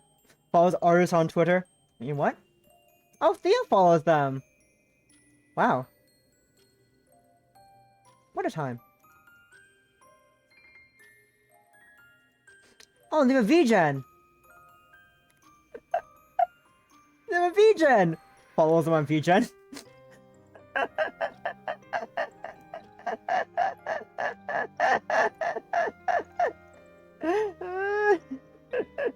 They're doing they're doing scabs. There's gonna be MS Paint scabs. I'll draw an MS Paint work. What was that? I read that. I'll draw an MS Paint work of whatever you like. Furries? Avians? Okay. 2 characters are fine. No NSFW though. No, I'm not. I need to save money for the Secret Santa. I need to save money on the Secret Santa and getting Christmas gifts for people. I know it's November, but you know, you gotta be prepared. You gotta save up for that. I'm also waiting on something to be started working on, and then I need to get that made as well after. But that is besides the point. Not a print this time though. Sadly, no Christmas print. I'm not popular enough to make a Christmas print. Imagine that what was though. Wait, that was good. I really love this game. That was really good. That was really good. I like the shortness of it too. It's very nice condensed. Nice condensed. Very nice. You have my address now. You have my address now, so I guess you could do with that what you will. You're responsible, I guess. I don't know. I'm not gonna make you do shit. But you have my address now, so feel free to do whatever the fuck you want. Just don't send me a bomb. Okay? Don't send me a bomb. That's disgusting and weird. That's just rude. Don't do that to me. Don't bomb me, please. I'm begging you. Don't bomb me. That is rude. But yeah, that was it for Obsession. The end of an Obsession. It was really good. It was really nice. I liked it. Again, I like the nice condensed format of it. The art, beautiful, as established earlier. But also the story was interesting as well. The story was very interesting as well. The repetition, though it was like, you know, that's the point of it, because it's repetition. I kind of liked it. I like how you can skip the repetition, unlike in Lonely, where I couldn't skip over the repetition. Lol. Lol. But that's okay. That's okay. That's okay. But yeah, that was fun. That is for today. Let's see who is online. We have the usual suspect, of course, but I wonder who else is online. No one else. What's online? No one. No one else is online. I see. Okay, that's fine. But yeah, you know I'm saving that. I'm saving that end song. That is a lovely. Oh.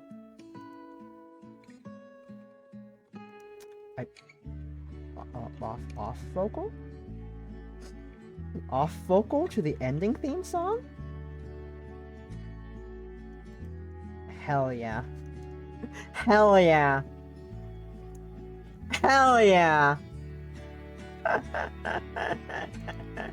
But yeah, that is it for today. I'm excited for things. But yeah, next stream will be tomorrow. Probably. Most likely tomorrow. I don't think we're doing anything tonight. If we are doing something, I'll be surprised. But tonight, not tonight, tomorrow, 3 p.m. EST. 3 p.m. EST. We will be finishing off Paper Mario Thousand Year Door. We're right at the we're at the door of the final boss. And once we're done with that, we're gonna be starting a new game. I bought the game last week in a bundle. So I didn't. So I got a bundle discount. Woo! But yeah, that is it for tonight. We're gonna go, of course. No one else is online right now, so we're gonna say hi to Leary, the lovely Leary playing Inscription. She is almost finished the game, actually. She's at the final stretch. She's about to perform the Great Transcendence, and then go through the whole ending credit scene. You know. Again, it's a shame she didn't get to, see the glory of Ouroboros, but that is okay. That is okay. Maybe she'll figure it out eventually. But that is up to her. How's that? That's how we play. Whichever played it, that's fine. But yeah, that is it for tonight. I'm gonna go have a shower and dinner. I am late for both of those, but that's fine. First time doing this. But yes, have a lovely evening. Make sure you have dinner and all that stuff. Make sure you stay rested. And yeah, I'm excited for to start a new game tomorrow, and also to work more on the art for the 21st when I finish my dinner. And until then, bye.